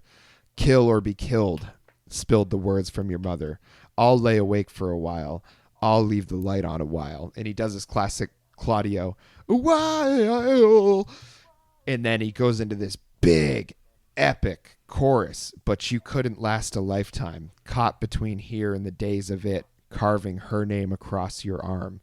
With every wish, it's hit or miss. I mean, it's so good. The way they build this up, I think the way they build this up is just about as good as the way they build it up in the first real song in Keeping Secrets of Silent Earth on the album. It just shows that they're not a flash in the pan. I think listening through the whole album, you don't come up with an album this strong all the way through while also just being a flash in the pan. Like there is a real depth of talent there, not only just with Claudio, because he writes the songs and he definitely is the driving force behind everything that happens, but Travis Stever, and I can't remember the bass player's name that was on these albums, but Josh Eppard, the drummer.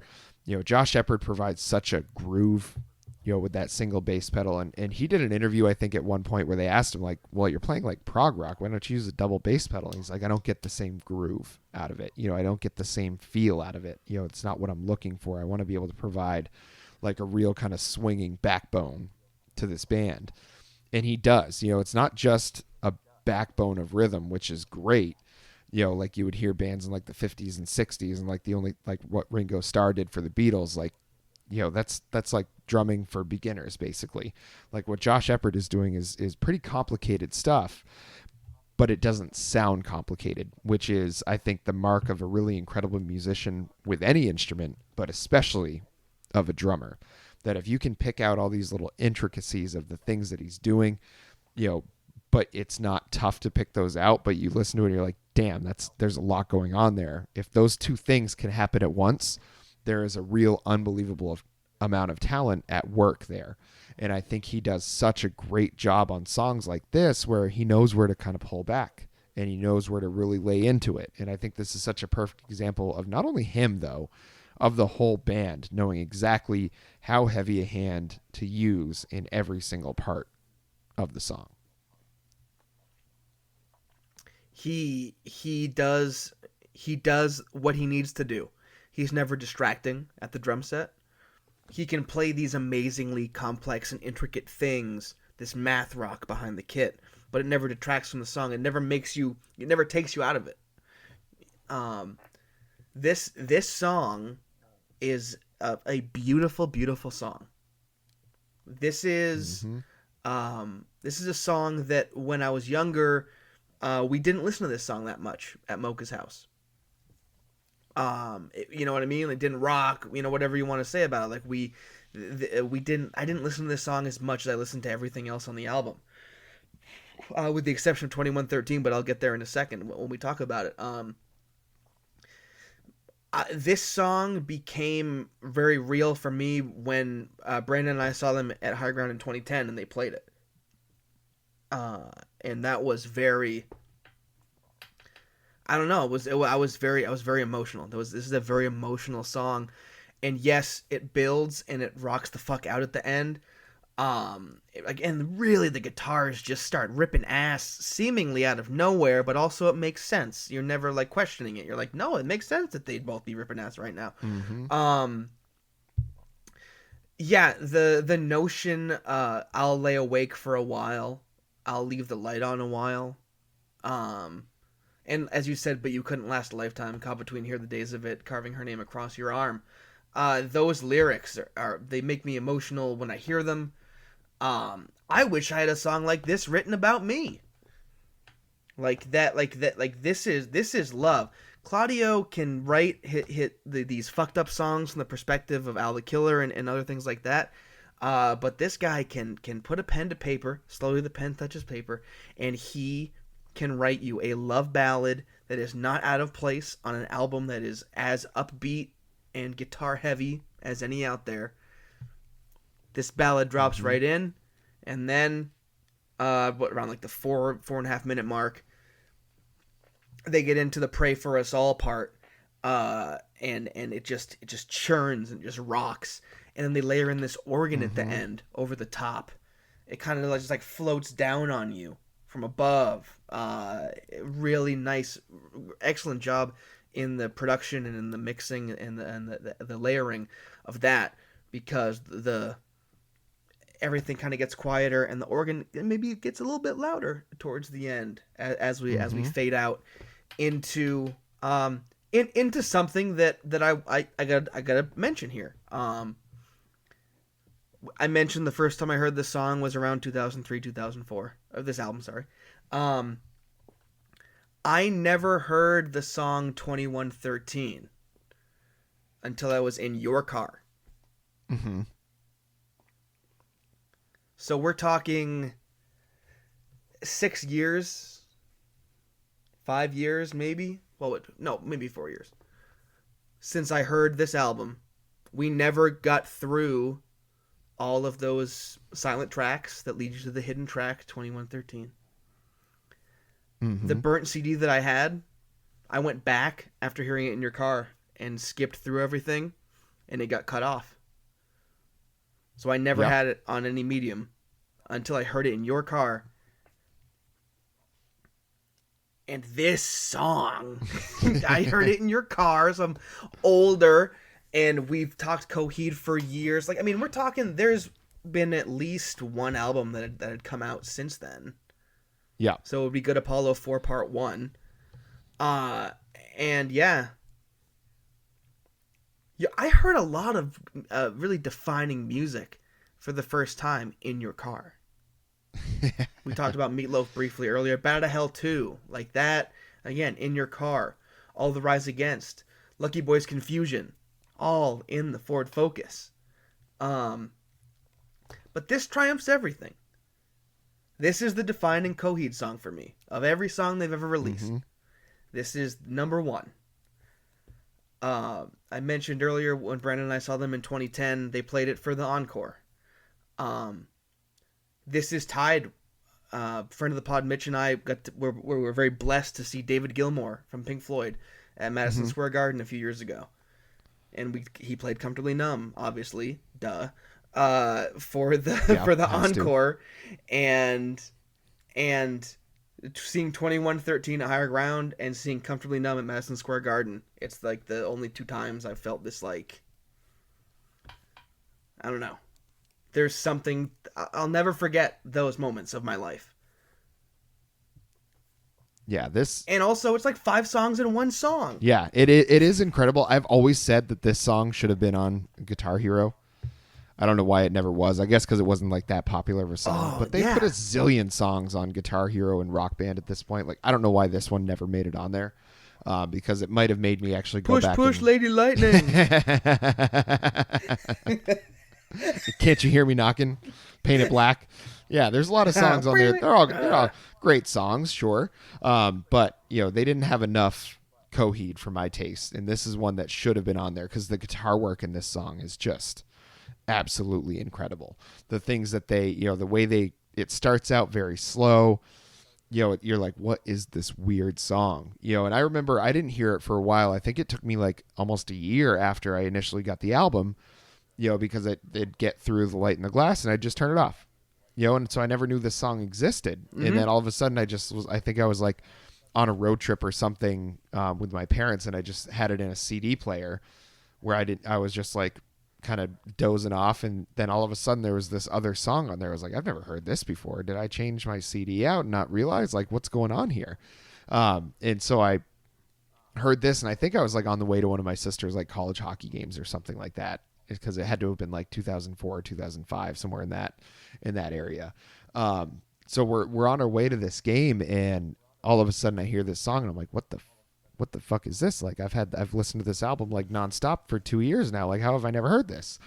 And I could not even believe it. And when they get to the outro where he says, and I use this line as AIM like away message for years after this, probably right up until I stopped using AIM at all. In those days, we lost our dignity, the eager dare to stand, the ride home through victory on the innocent they tread. And I was just like, this is some epic shit. This is some like Lord of the Rings level epic shit that he's getting into in this. And I mean, even before that, all like you were saying, it's like 5 songs in one. The way that he goes from one thing to the next, but it never loses its sense of kind of connectivity. Like there's this connective tissue throughout every single song on this album, and this one ends up fitting right in, even though it's not really part of the storyline necessarily. It's like kind of like almost like an epilogue kind of thing rather than a real part of the main section of the story. But it's just like him, I think it's him like reminiscing about when things first started getting bad. He says, "Please, Mom, they're coming for me. Please, Mom, run, lock your door. They're coming for me." And it's just like him. They knew, the evil people knew what he was going to be, and so his mom, Cambria, is like supposed to protect him along with Coheed, but we find out Coheed is an insane person on his own as well. Kills his two kids. But the song 2113, that's the time that was on the clock when Coheed killed his two kids, because he was like, well, rather than subject them to a life of what I've had to deal with, like, it's better if they just don't experience it. So he kills them with a hammer. I mean, it's fucked up. In an album full of like fucked up things, that might be the most fucked up thing. Yeah. But it's like, I just don't understand where he gets these ideas from and how he's able to embody these characters and flesh out such a complete story, and then just tack this little thing on the end as a little epilogue. He's like, no, I guess I wasn't done with my creative juices quite yet on this album, and comes out with this just masterpiece of a song. It is absolutely top to bottom incredible. To end the album like this is a real masterstroke, because I don't know any other band that would be able to do something like this. Maybe Rush. That's it.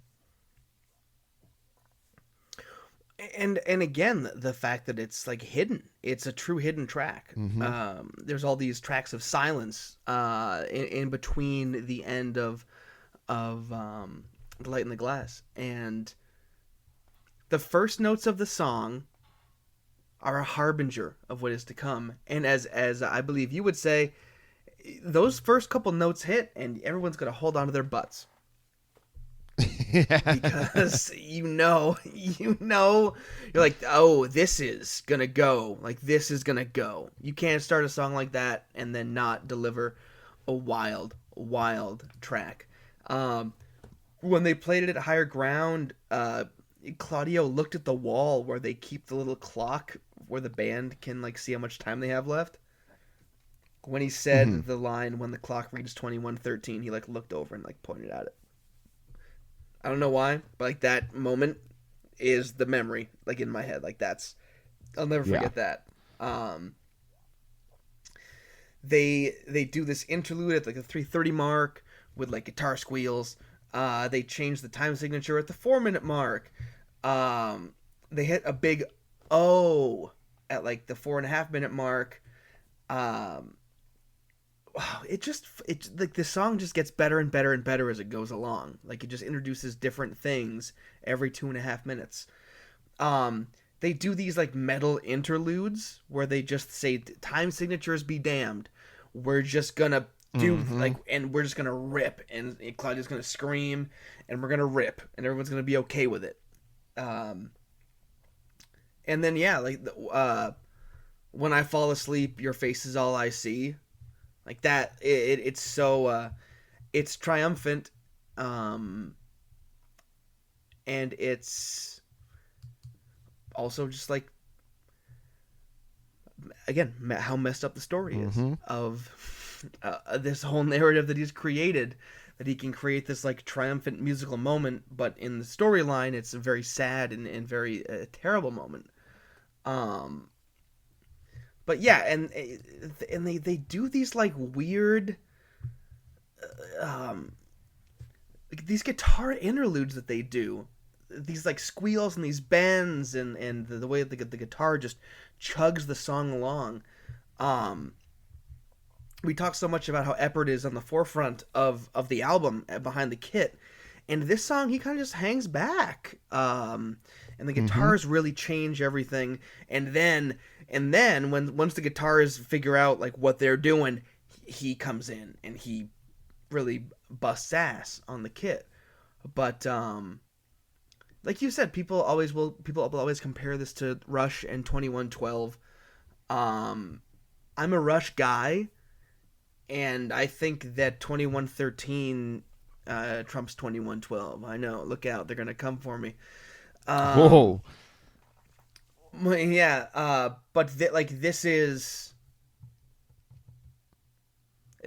because it's shorter. 2112 is a longer suite. But this just the essence of this song, I could listen to a whole album that is based on this.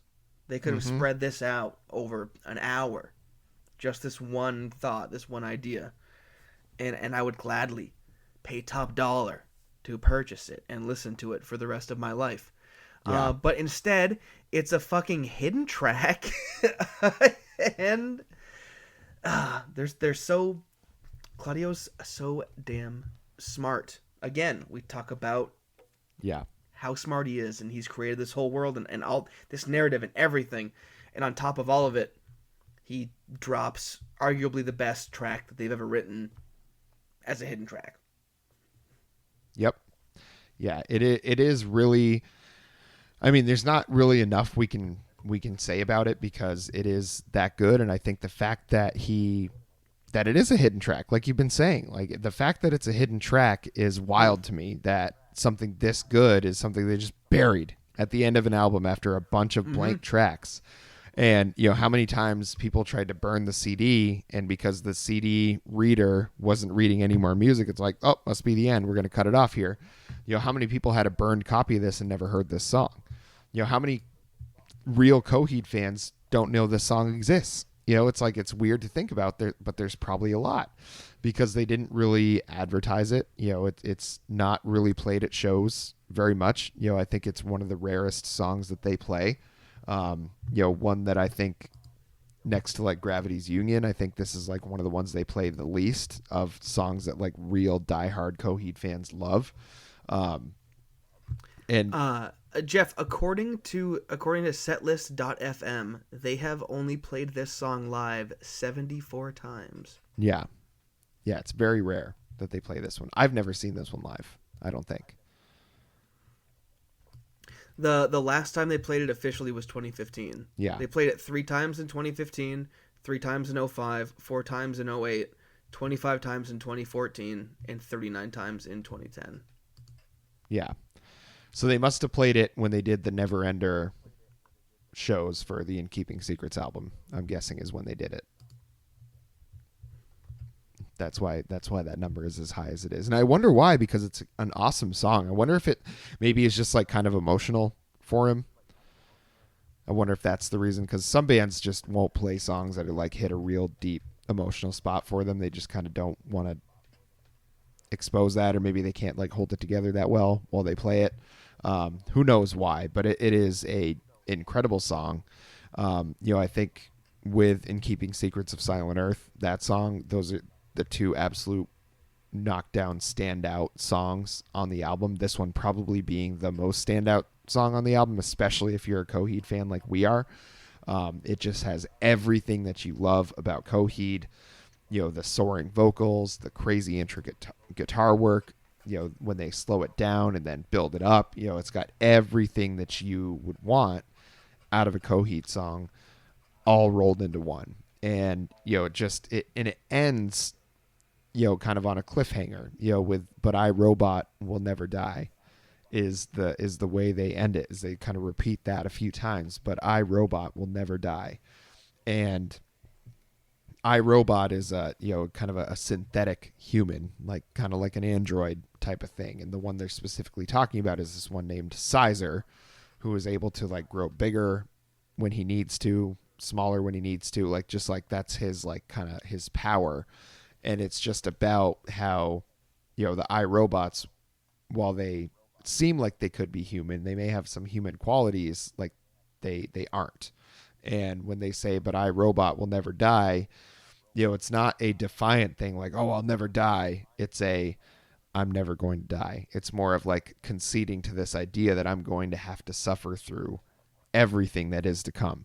And it's when you think of it that way, and knowing what they did in the albums after this one, this song takes on an even heavier meaning, because it's just like it's your last respite when things are still like, on a small scale before it really kicks into, a kind of a no looking back kind of storyline. It's like they get past the point of no return as soon as this song is done, because at that point it's time for the fight for the soul of the universe, basically.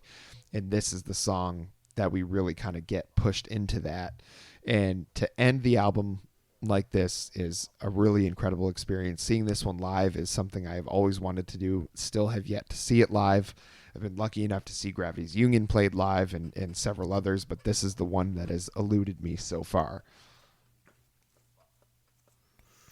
I consider myself very lucky to have seen it, especially at Higher Ground, and especially in such close proximity as to have been turned on to the song too, because like I said, it was like 2006, 2007, maybe '08 when I heard it in your car for the first time, and that's just a couple years after.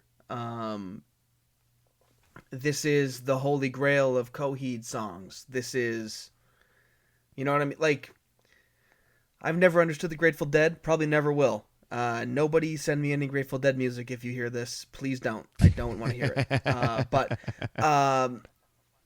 But people used to follow them around, and I kind of see I'm drawn to this, the idea of you follow a band around for a couple of nights and maybe you'll see something special, and like that. Mm-hmm. In a world where everything, like the set list, like the big arena shows, like no one ever mixes in a, they're playing the same song every night for the most part. Yeah.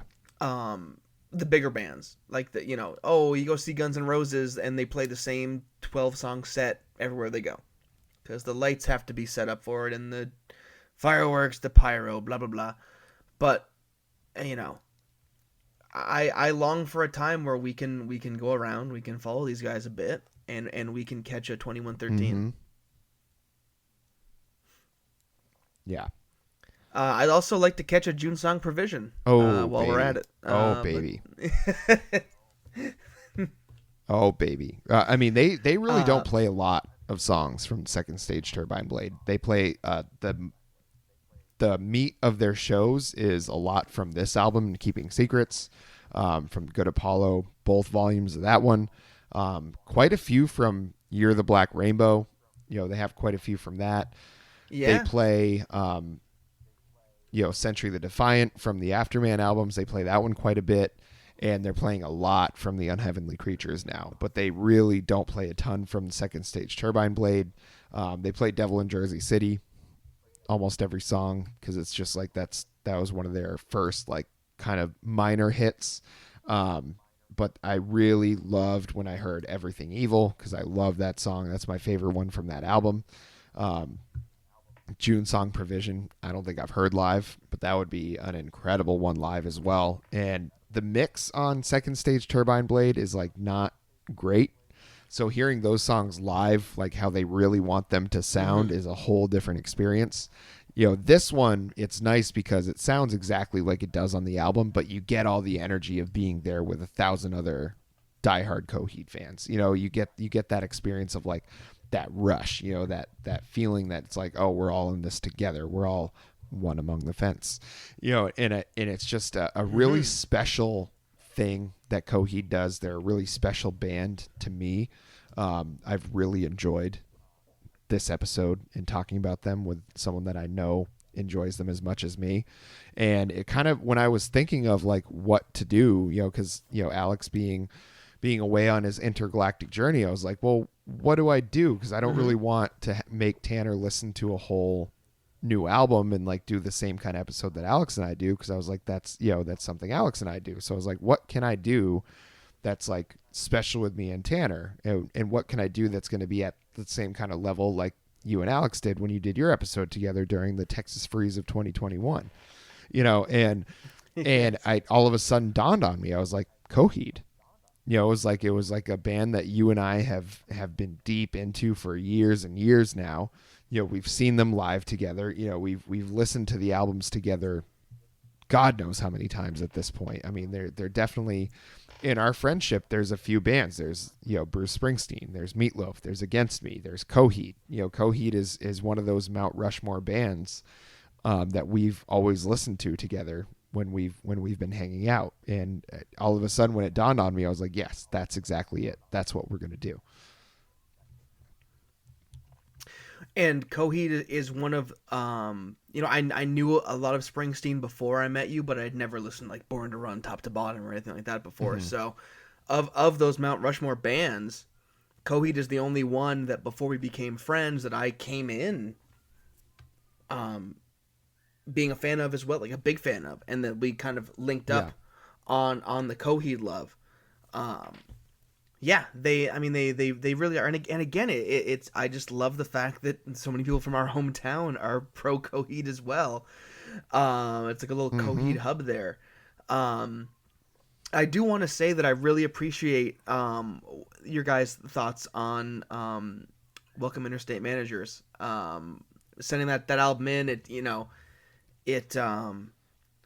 it's easy to look at it and be like, oh, it's the Stacy's Mom album, and then like kind of like cast it off. But I just want to say before we sign off here that I went to Buick-Spieler in Montpelier record store for Hmm. the first time since COVID happened, since COVID started, and was in there, was buying some records.